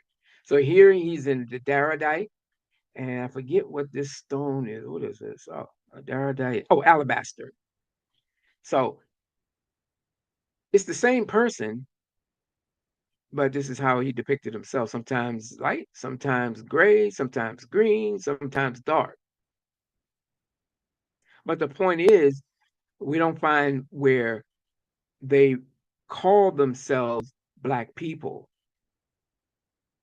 Now, Herman Hermstein, on the other hand, said that this hat here, this Gudea hat, this represented an afro. He actually said that this familiar cap that Gudea wore, and as well as others, but it wasn't as much as with the woolly here. But he said that this is an afro, as opposed to them wearing an afro. He's saying that he just wore a hat that represented an afro. So I'm trying to get to a specific point. I'll just go into something else. The only thing I was, I ain't even here to offer nothing like that. But I don't It's all know good. if I could roll with like blackheads like redheads. I don't Well, I'm know if just that's saying gonna that get. the way that we use it in modern terminology, redhead, blackhead, brown headed, this and that, that's the same context of how we use it.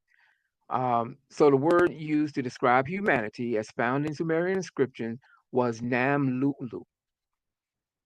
Okay.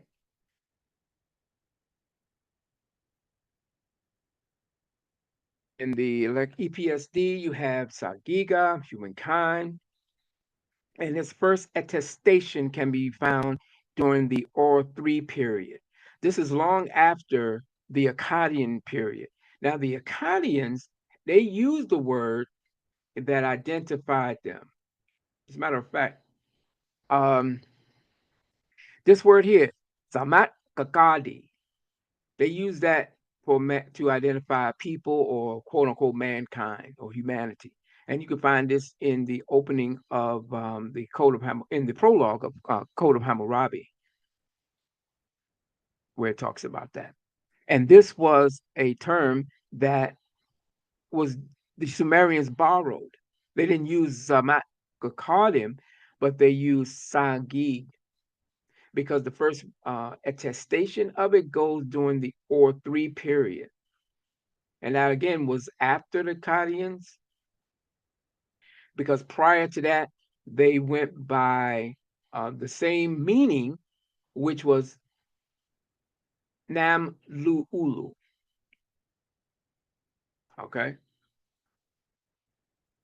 Let me give you an example. Hold on. All right. So the word covers the extent of the Sumerian language, and it's not a marker for an ethnic group. They refer to themselves as Sangig, which was a post-Akkadian and Gutayan name. Their language as Imigir, native tongue, and their homeland, Kiingi or Ikiingir, or native land. It's important to note that these Sumerians never gave a real definition of what human beings were. Rather, they describe this is me, human activities and the human place in their world order. Nam Lulu, humanity. After the first creation phase, man behaves like a beast. Only in the second phase does he get the instruments for the establishment of culture. Ultimately, he becomes a true human as a gift from the gods, having the ability to revere the Anuna of the royal seed, because the Sagiga were always regarded as the flocks of the kings. They took care of them in like pastures. That's how they regarded them. You see. So even here, say after the flood swept over and brought about the destruction of countries, when mankind was made to endure and the seed of mankind was preserved, the humanity or the peoples all rose. So you have here Namlu'u, Namlu'ulu, Namun Namlu, and Ungsangiga. And this is Ug is making it it's not a determinative, but it's a word that came out of the Akkadian, and that's connected to a people. And the Sumerians as Sagiga regarded themselves as being a part of the first people, which is why Sang, because Sang isn't just a head, but it's also used as being in a position of authority or being first, as being able to worship the gods. As you just read, it's about mankind as a civilization, a civilizational creation, rendering mankind capable of giving praises to the gods, which explains the use of Namlu'ulu, Numun, Namlu'ulu, and Sagiga being used simultaneously. Humanity, mankind, and the offspring of humanity, and the flocks of humanity.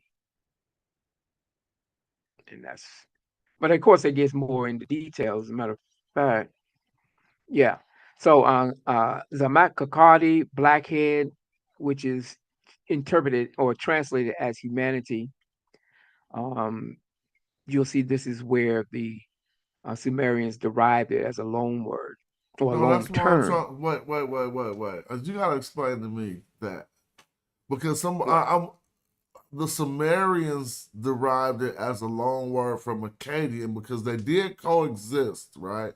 But I thought the Mhm. term originated in Sumerian. Am I wrong? No. Sangiga, no, that came after the Akkadian period So and the you don't Gutian period find no because the text of Sanginga basically in that Uric period and before stuff or no, whatever. you won't find it prior to the Earth 3 period. No, you won't find it. Now that's And very interesting. Now that's I'm glad yeah, you that's pointed key. that out. That's the key to this whole argument because again, we know that the Sumerians did borrow words from the Akkadians. They didn't borrow anything from the Guti because the Guti were wild, savage people who didn't even have a language. But their close partner did have this term that they identified them with, and it's not pejorative. It's not a negative term, but it was just something that identified. And many ancient cultures just refer to themselves, as being the people or humans or the humanities. These are not like. I mean, this is a relatively young language. So the expression, all right, this is from the Assyrian Dictionary of the Oriental Institute of the University of Chicago, page 676, and it's available online. The expression Zamak Akkadi, an Akkadian word, is a poetic term referring to mankind as a totality created by the gods and kept in safe pastures by the kings. The literal meaning likewise poses a problem because the reference to black hair is without any parallel in Akkadian. Now, some people I've talked with said that, oh, they refer to themselves as blackheads because they're talking about their hair.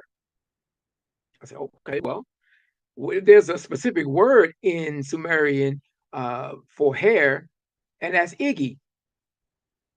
So we don't find that as part of the word. So that's just something I argue with the people.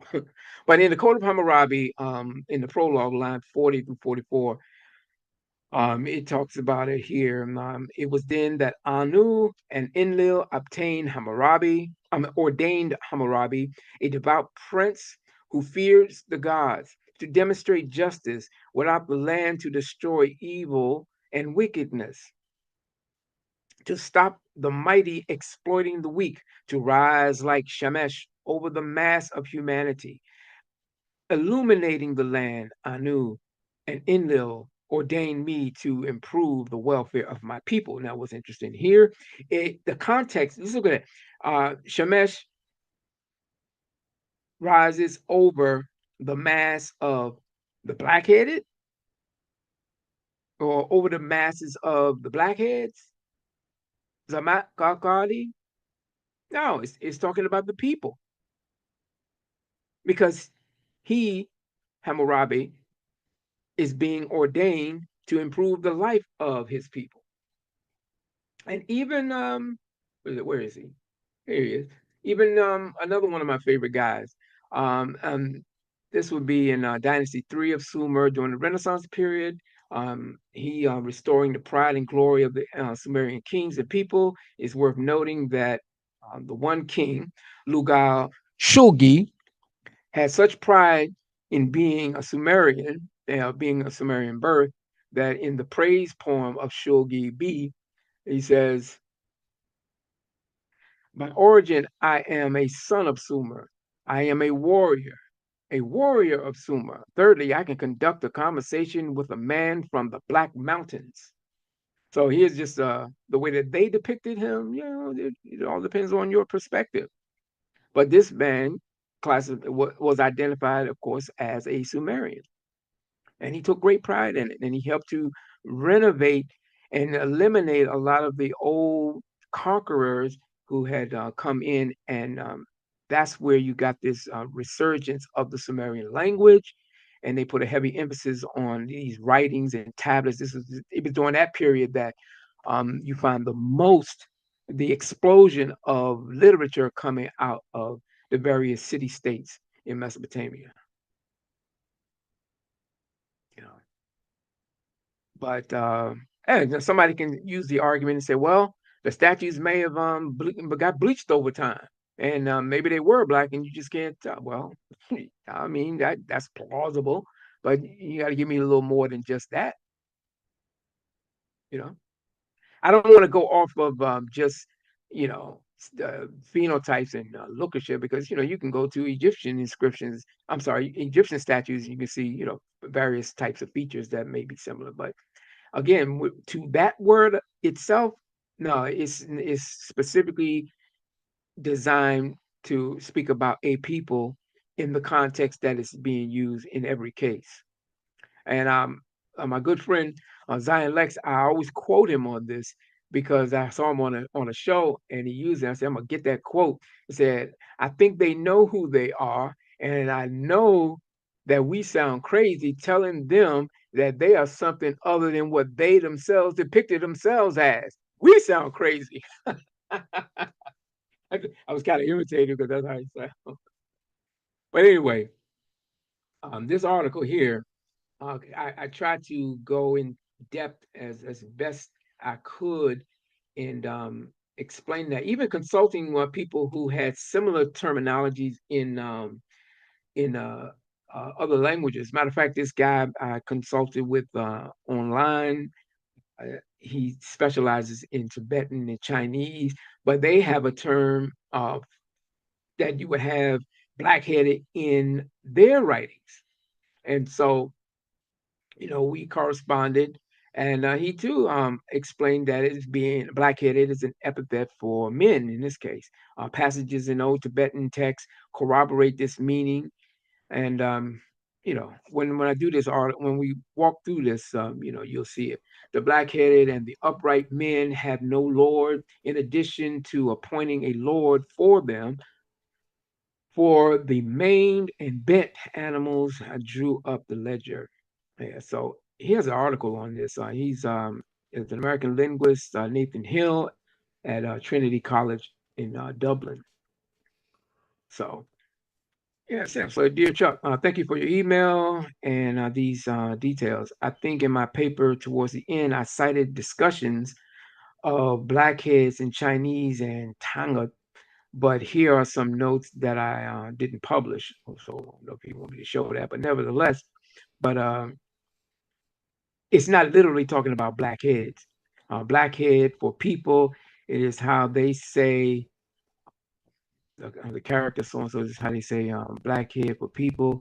This is how they say the color black-headed people. So the two examples of one shows a lament where black-headed people are suffering under the will of heaven. So that's basically his input on that, which again it ties into like if one were writing a dictionary of Old Tibetan, a possible definition for, I can't pronounce that word, would be a poetic term for mankind as a totality created by the gods to keep them in safe patches, blah, blah, blah. And he cited also the Chicago Syrian Dictionary on that. See, that's just to give you an idea of where I went with this thing. So does any of them explain how black-headed became to mean people? It's not. Oh, sorry. Black. No, it was based on how it was translated by early translators who saw it. Blackhead. Oh, so you saying that Be, Sagiga does not have the word blackhead in it? the word Sagi, the word Gi is black.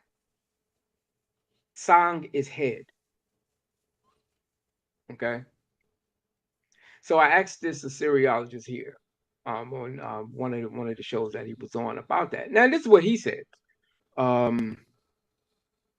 So literally, it is black-headed, but the understanding is that it refers to the people of the land, the citizens of the land, particularly the Mesopotamians, whatever that looks like. So the people over whom the gods have cared, which for them would have been that smaller group in Mesopotamia, the Babylonians, Assyrians, or whoever is there. But in theory, encompasses all of humanity. So that's why, yes, both translations are accurate. But if you want to be more specific, it's usually the people under the gods' care, specifically Mesopotamians, the Kalam or the land itself. Interesting. So this is my Sumerian language instructor. So again, going back to the early translators, they were the ones who put in black-headed, or meaning blackhead, because you have to understand that we have a better understanding of these ideas and concepts that they were using because more tablets have been uncovered and certain text corroborates other texts in the context of how they're written. Because early on, you just see Sagi and you see blackhead. That's how you're going to interpret it. But certain inscriptions may not have at that time been unearthed to where you can look at how they depicted themselves or how they wrote about themselves in regards to, say, what the Akkadians identified them as, and how this word that the Akkadians used, Kakadi, the dark-headed, a poetic expression. We already read that, and give you some various lines or quotes. These are different quotes. I'm trying to find. The expression Zama Kakali is a poetic term referring to mankind as to totality. Black-headed. Okay, here's another one. Black on the head, a figurative expression for mankind. And this again, if you look at it from the Akkadian point of view, this is how it's outlined in their inscriptions. So the word you have post Akkadian for humanity was Sagiga. Prior to that, the Sumerians referred to themselves as Nam Lu'ulu, and that was the word that was used for humanity. So they literally stopped using Nam Lu'ulu and opted to use Sangiga or Unna Sangiga. Sumerian humanity, the people of the black-headed ones. Akkadian humanity, the people, the black-headed ones. So it's the same word. Nam Lu'ulu, Lu'ug, Sangiga, K. That is of, K for of. And it's the same here. This in this Akkadian inscription, it's the same meaning. And to the Akkadians, it was talking about people. As I was saying earlier, Some have speculated that the word Sangiga, blackhead, was in reference to their hair, which was an old misleading conclusion. It's misleading because the word for hair, oh, I'm sorry, Iggy, Suki. And it gave a reference to where you can find it. Right here. And there's very few inscriptions where you find the Sumerians with even hair. So you think the reference to hair is an old and misleading conclusion, as your slide states, correct? Yes. Just because I don't Yes, think that because was clear earlier. yeah. So when we find silky, whenever we're talking about hair on the head, that's the term that's used. He smashed his wife Lugal Mugag, his garment and his hair. And again, you have Unsikini. There's another one. The god Sharamu, missing line, he, missing line, his hair, and his hair, 3 years without seeing it, or Lugal, the house of Or. Again, here we have Sigi. So this right here, this right here alone kind of should, at least for the person who's investigating it, say, okay, well, I need to go to, say, a text corpus and find as many references there is to hair or hair on the head and see if any of them is Sagiga. Now, I know my brother You won't Sarah find it. Sin has been waiting patiently. I don't know if you got. Oh, I'm sorry. Yeah, man, I've been getting long-winded. Oh, no, Sorry. We chilling. And thanks for expounding on these questions so thoroughly. Sarah Sin, did you have a question? Yeah. Peace to you.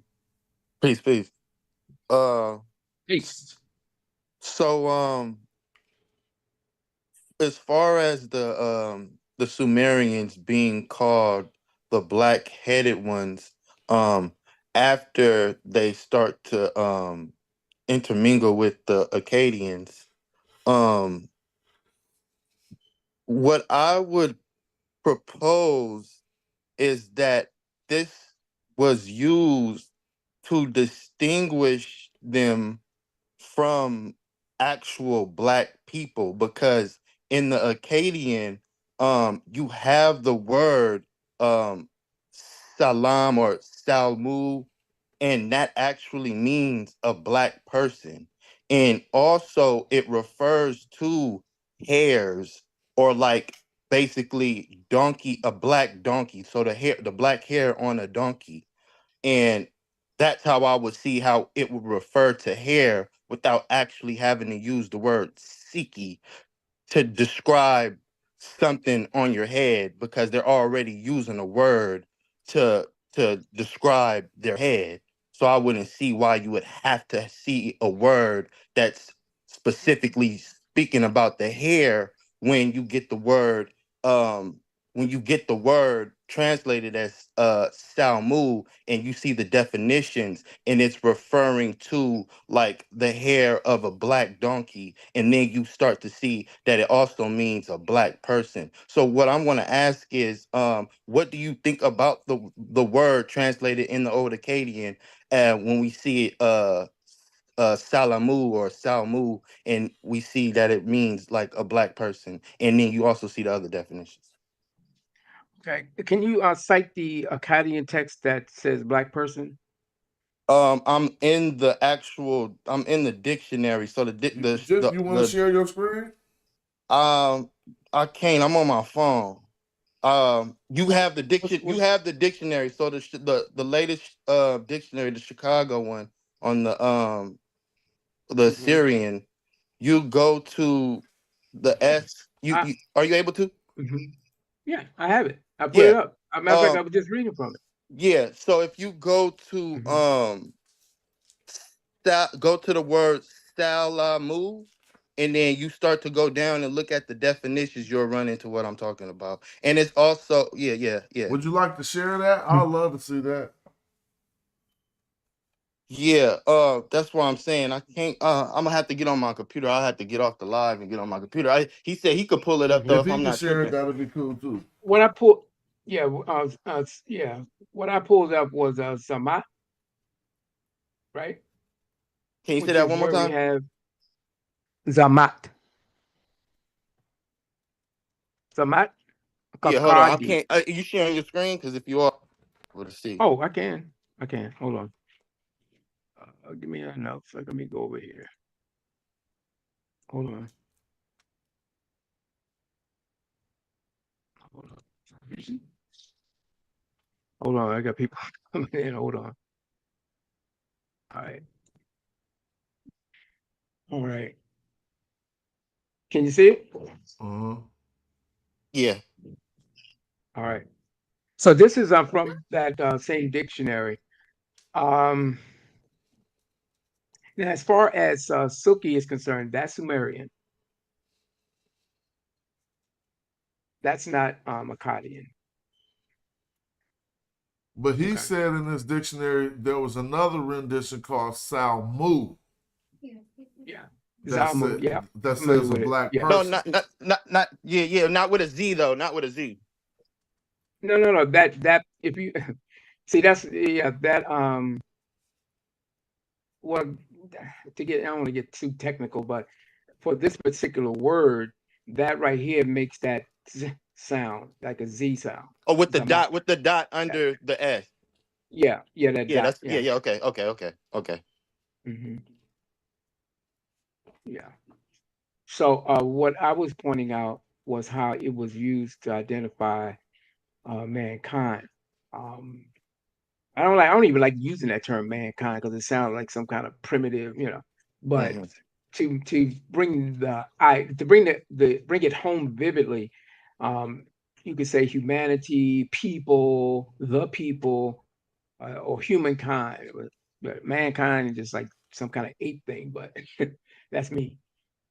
But that's generally how it's deciphered, translated, and used, and how it's presented today in the most up-to-date um, concepts and narratives as it pertain to what the Akkadians regarded the use of this word and the different inscriptions where you can look if you go to the Assyrian dictionary. You can just take it's under C. No. Under S, and you can start at 75. What page does Sal? Because I know I'm familiar with Salmu. As a matter of fact, Jeremy Black did a dictionary on that, and that's why I was trying to figure out specifically to what you said, Yeah, Black the page. people. That's the thing. I had screenshotted it, right? But you're on the right book, right? Mhm. So if you go to the Yeah. S, right? There's. I think they got like two different sections for S. Um, Yeah. Yeah, but if you just either one of them, because I'm not sure, right? If hmm you go hmm to the word Salamu, S-A with two Yeah. L's, U-M, or hmm I mean two L's and then M-U, you feel me? You'll see the hmm definition, you'll start to go down, and then you'll see the definition for it actually meaning a person. And then you'll see the other ones too that mean like the black hair on like a animal or something like that, or just referring to black hair, period. Um, so are Yeah. you Yeah. able to go That's actually into the book? you know what? I have it. It's in one of my PDF files. I have to pull it up.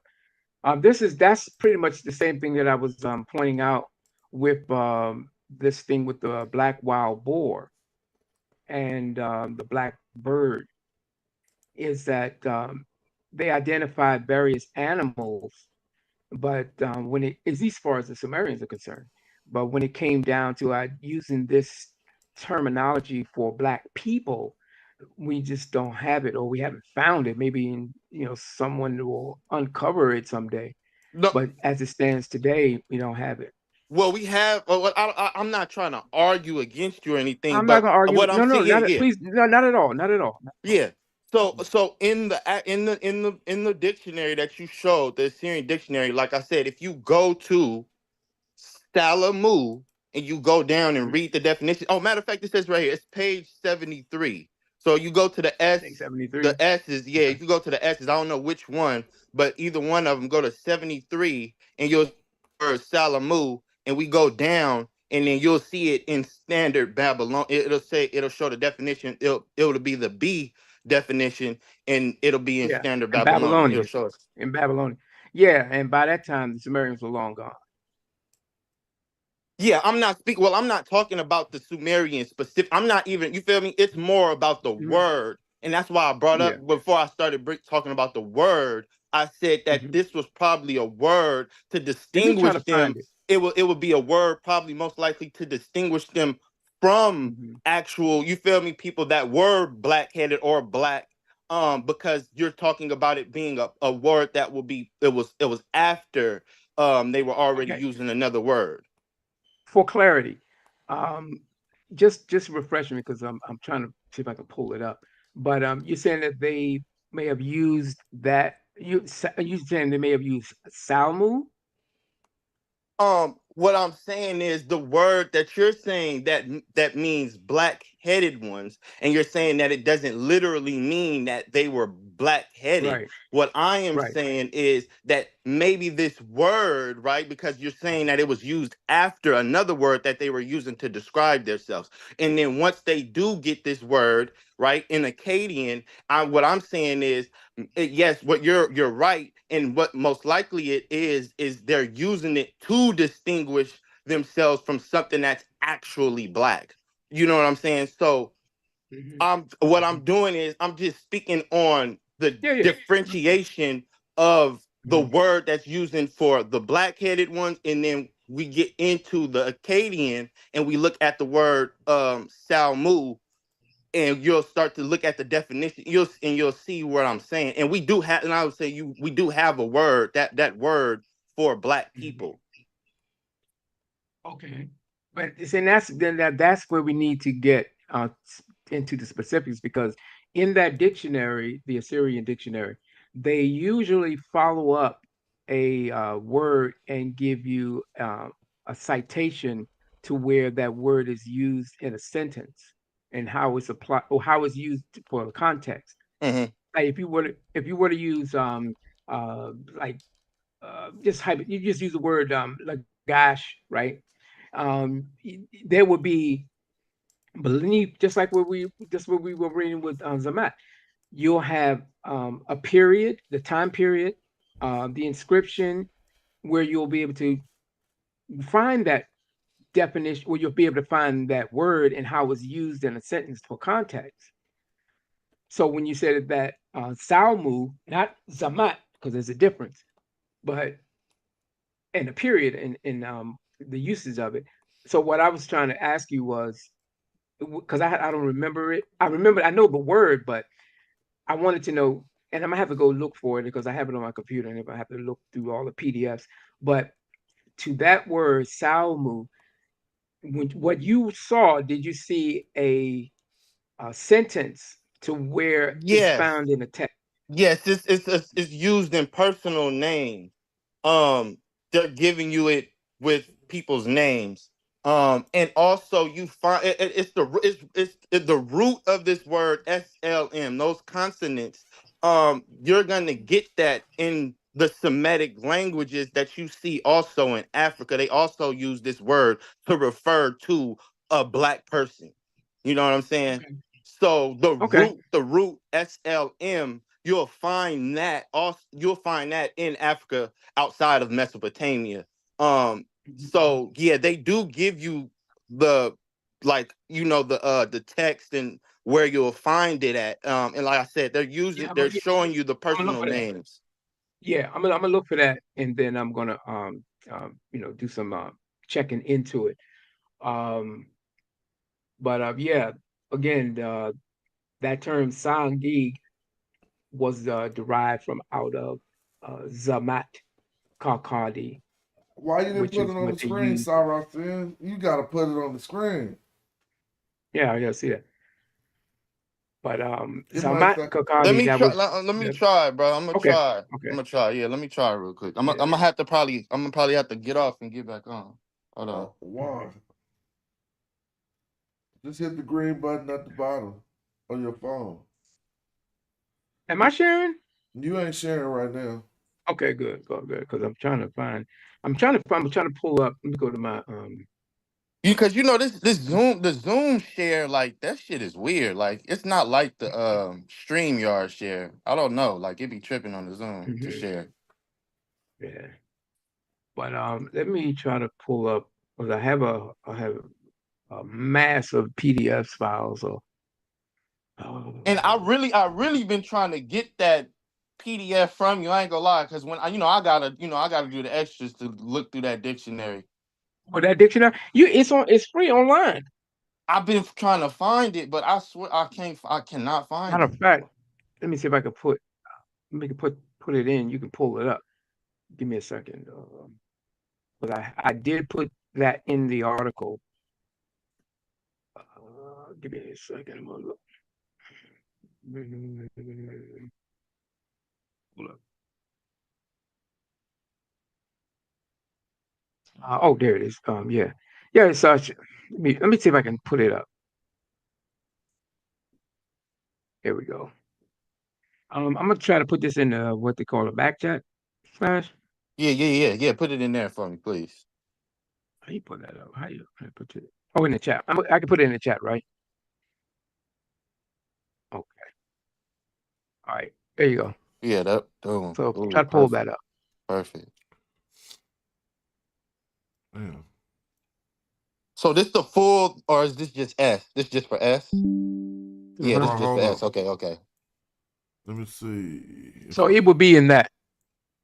give me. Yeah, but there's two of them, so I don't know if it's this one for sure. Hold on, let me see. Oh, here you go. If it's Salmu, let me see. Oh, wait a minute. Wait. I see. Because it's got yes, yeah. Let me try to pull you up because this one is hold on, let me What get page did you say it was? You had a page It's earlier. 73. So yeah, this is 673? it. Yeah, this is it right here for sure. This is it. This is it. What page? 73. 73. All right, now we're cooking.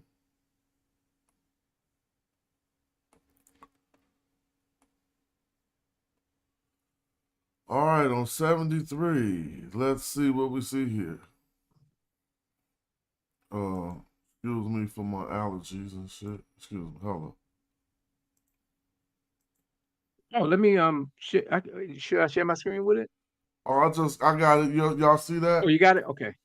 Oh, I'm So not. I'm looking at so the now PDF. here's your source, Saracen. So can you explain what I should be looking for or what I should be trying to show the people? You on mute. You on mute. So go down, right? On the right side. You're gonna be on the right side. Go down. Right? It's gonna give you the beginning of the definition and before you get to the actual meaning of the person. You on 70. This You gotta go to just 73. Oh, okay, no wonder. I went up to 70s.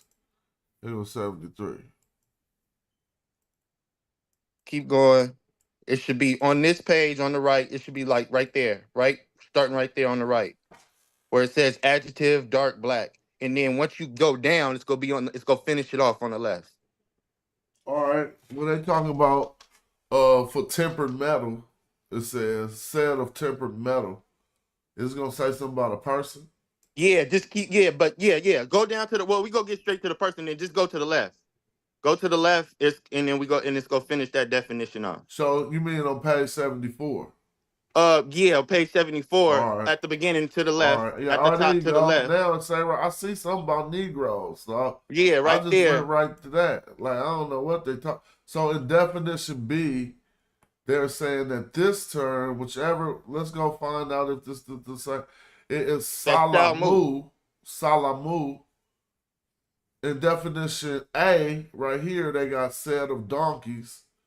When we come down to definition B, it says SB. What is this ain't Coptic, so what does S and B stand for? That stands for Standard Babylonian.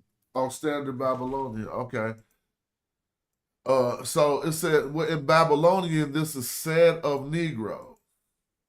Ma Salamuti. Now this is very interesting. Now because we also got this Salamu- Cushy Look at this Kushi Mm-hmm. and the Kushi, Meluhai. Now, I know Lugal will have something to say Maluha, about this Maluha, Meluhai yeah. because I know you Yeah. did a whole He doing that. presentation against this. Yes. Yeah. And this ties, it kind of ties into it because that was what that was his name. What's his name? Samuel Kramer had concluded that the people of Maluha were Negroes. And what here in standard Babylonian, so this will be a Babylonian term, Mat Zalamu, Zalamuti. Okay. And then it ties into Pur, or the mountains of Kushi, or Kusi, Kush, and Maluha. The Old Akkadian, the word is constructed as a noun in opposition to Aarmum, which is also true of Zamu. Zama. Okay. All right. So, what part?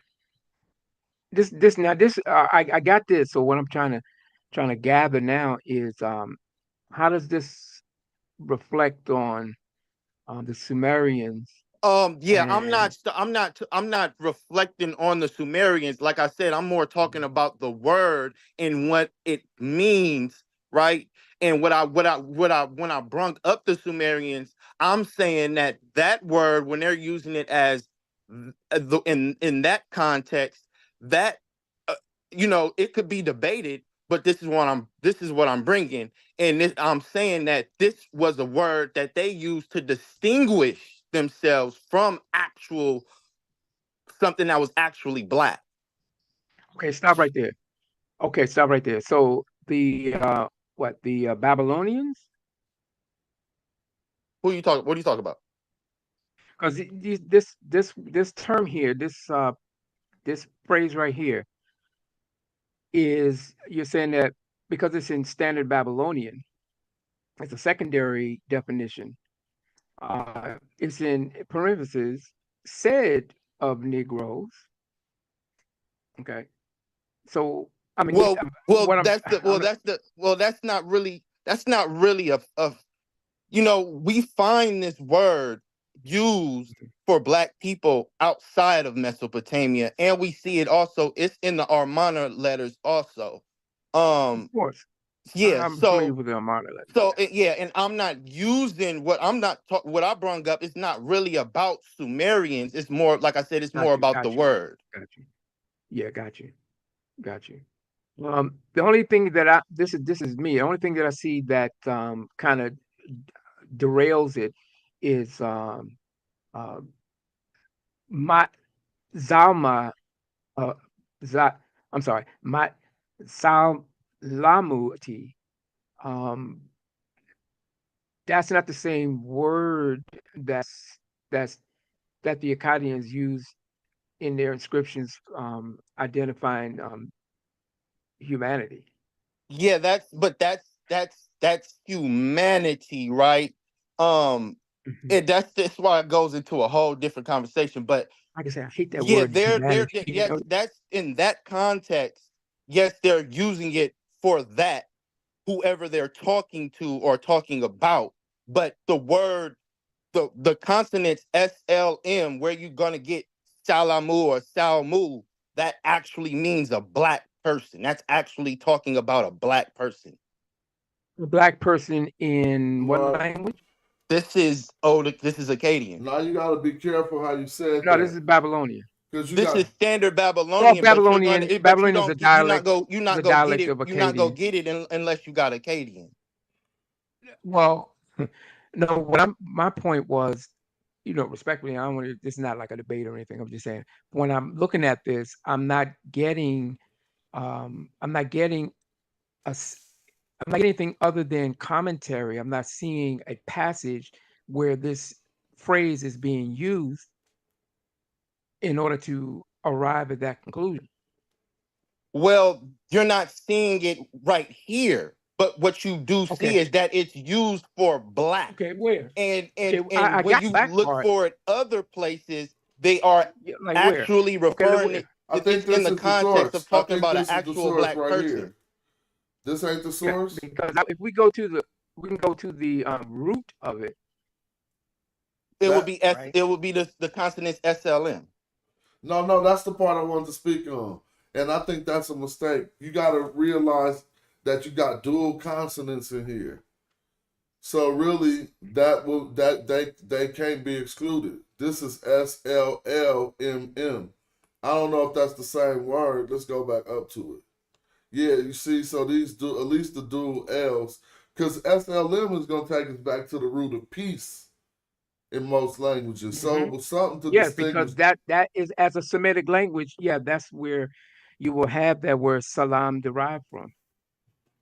And so that means that this one that's talking about something black will have to be, there was some inflection made on how they pronounced it so that the person. Well, if you look at if you look at it says Old Akkadian, Standard Babylonian, site for Sal Mu, it don't have two L's right there.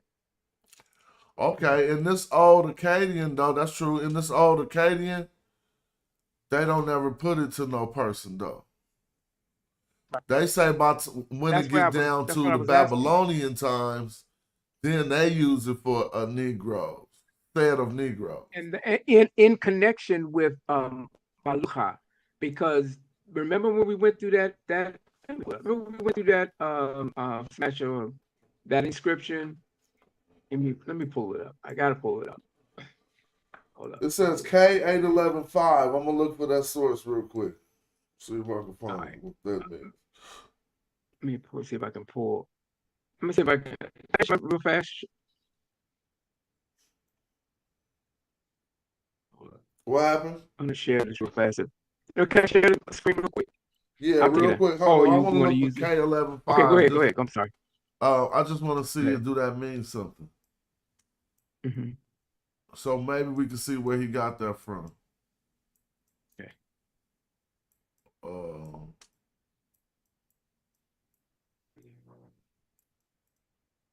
HIJK. Come on, man.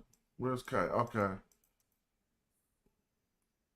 Well, I wouldn't be able to know if I seen it now that I'm looking at it. Let's see. All right, let's go. It's almost up here. Yeah, K. So it's on the tablets of. It's supposedly on the tablets in the Koyunjuk collection in the British Museum, and it's number 88115. So if we actually wanted to go and see the source, because you said they ain't showing up but commentary, we can see why they saying it. That's where they pulling that from. Just gonna pull that up. Oh, now I'm gonna unshare my screen, Mm-hmm. and you got the Oh, full okay. or whatever. Cool. No, what I was trying to go back to that show that we did. Let me try to go this line by line. Let me see. Yeah. Okay. So this is Yeah.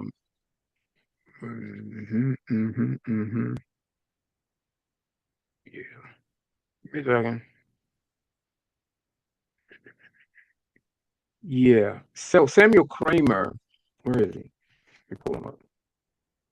All right, there he is. So, what it says here, I said that a minority few on this topic, such as Dr. Samuel Kramer in his book, The Sumerians, page 2, whatever, he maintained that the country Malucha from the earliest times referred to an African location in Nubia or Ethiopia. Most up-to-date scholars, archaeologists, and Assyriologists, however, emphasize that the evidence unequivocally points to two Maluchas, one Eastern, the other Western. See the critiques of Kramer's singular Maluchan theory, I.J. Gelb. And okay, yeah. I.J. Gelb had challenged them on that. And that's where you came up with how there were actually two, and Samuel Kramer, who didn't want to be wrong, maintained that it was just one. And yeah, Yeah, I got it now. So this is the article that we went through regarding that topic. So in reading page Kramer's views on Maluha, he offers evidence which supports his consensus that Makan and Maluha were initially nearest to Mesopotamia, refuting Samuel Kramer's Black Ethiopian view. In post-Sumerian periods, we find Maluha mentioned several times as a place of black men, which leads naturally to the identification of Maluha with Ethiopia, according to Samuel Kramer in 1963. Post-Sumerian periods would be during the Neo-Assyrian period. The Neo-Assyrians were not Sumerians, and Neo-Assyrian Empire was created through military conquest, political techniques, and cultural influence. And they use iron weapons, blah, blah, blah. On page 7 and 8, Gelb challenges Kramer and any other scholar with a set of questions regarding African Makan and Maluha locations. Scholars who still are inclined to consider the location of Makan and Maluha in Egypt and Nubia in the early periods of Mesopotamian history should stop and try to answer the following questions. Can the conquest of Makan and Maluha by early Mesopotamian rulers refer to the conquest of Egypt and Nubia? Which is a good question because never did Mesopotamia conquer Egypt and Nubia. Well, not in the Did they? sense of they went over there and just conquered, but what you will see is that you have African populations in Mesopotamia and in Dilmun too. This is what you start to see when you start to look in these places and do more, Okay, if you read the Neo-Assyrian inscriptions, it tells you how they conquered, and Magan, he conquered, and Menuhem, the lord of Magan, was captured. In their mountains, diorite stone was quarried, and Agade, the city was he brought it, and the statue of himself he created to the god he dedicated. So can you hear me? Yeah, I'm listening. I think just, hold on.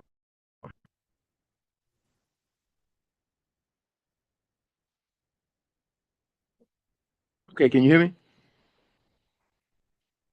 Can you hear us? Yeah, here. Yeah, you're loud and clear.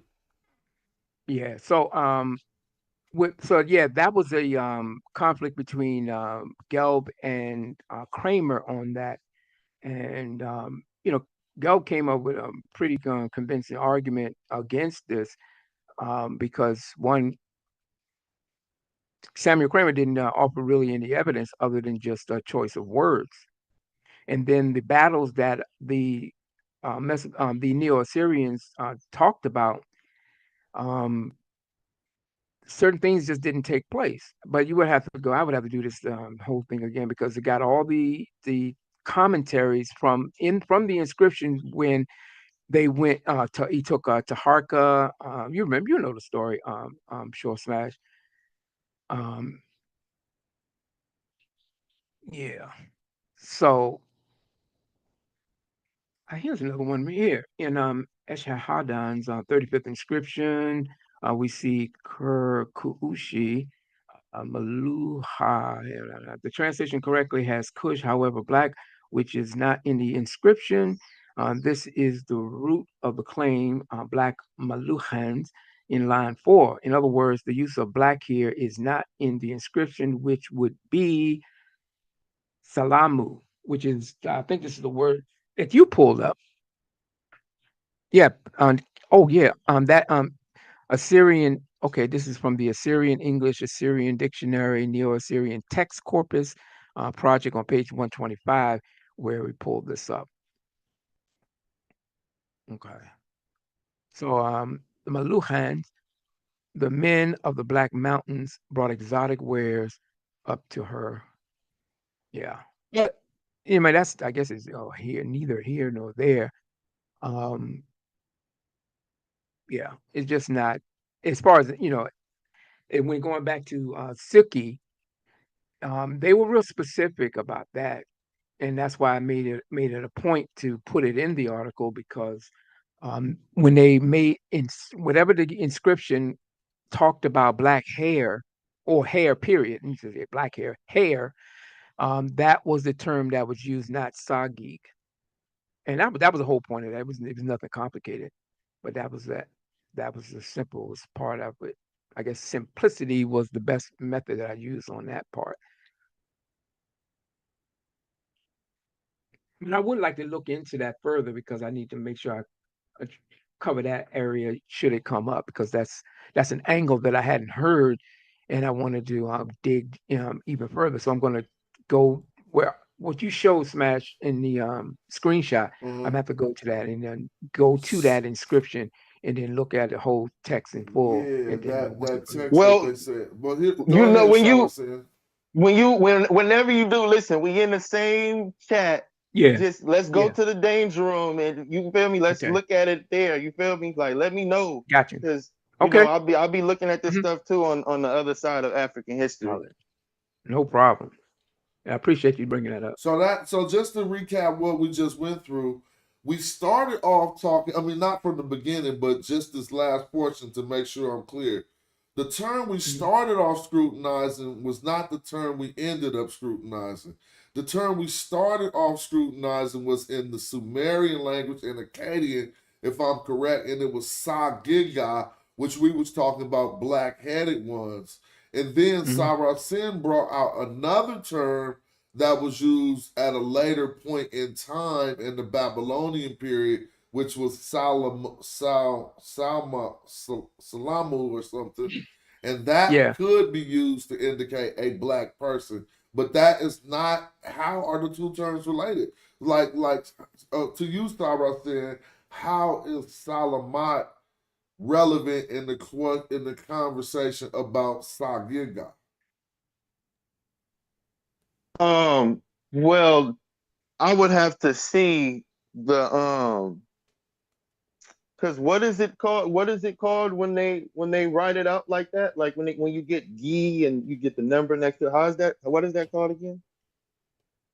When they have a number depending on the word, When they write the because word, they put when they when put they write the numbers, syllables and they put the dashes. Oh, How's that? transliteration?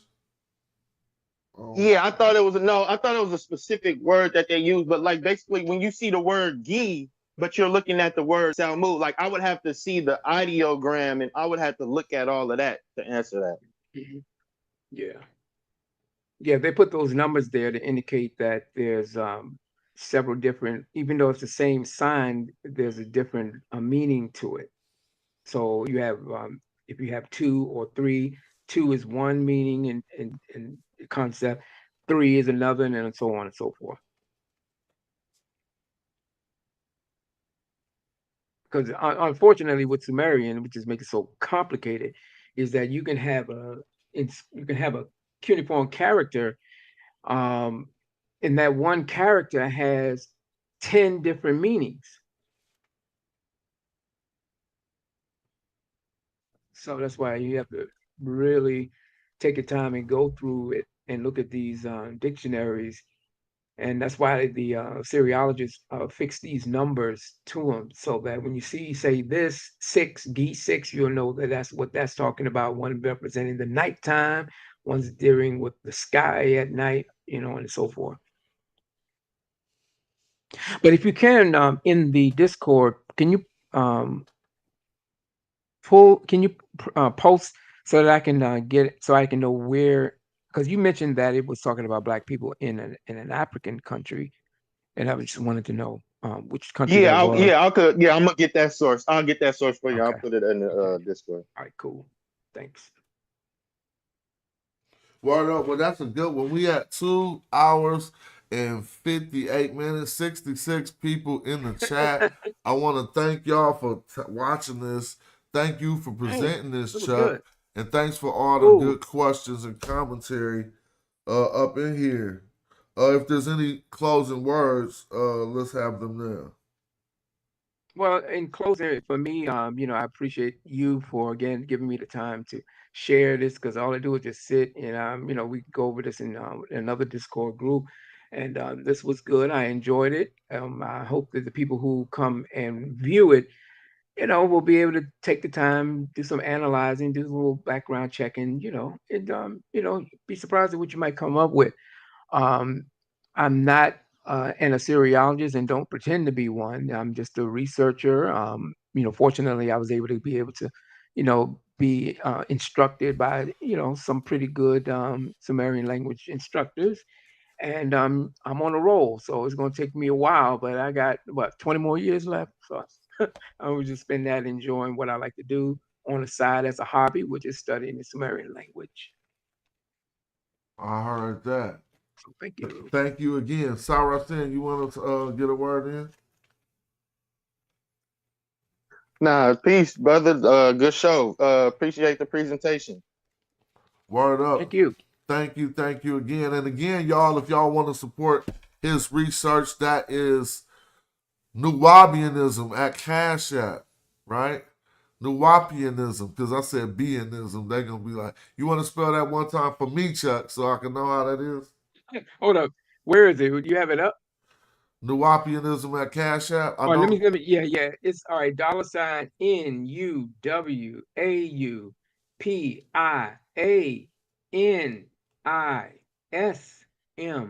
Nuwapianism. Word up. All the generous people out there who love the Yeah. information. Let's Anybody keep want it. to, that'll be appreciated. Yeah, it's all good. And I appreciate y'all. I'm going to close this down now and get ready to go handle some business. Thanks again. All right, I enjoy everyone. Peace. Yeah, another good show for the books on the Smash Rockwell channel. I want to thank y'all for tapping in. Thanks for all the contributions. Thanks for liking and subscribing and joining the channel. And I would really appreciate if y'all took care of Chuck at Nuwapianisms. If you can slap that up there, that's cool. But y'all know what it is. All right, I'm up out of here. Peace.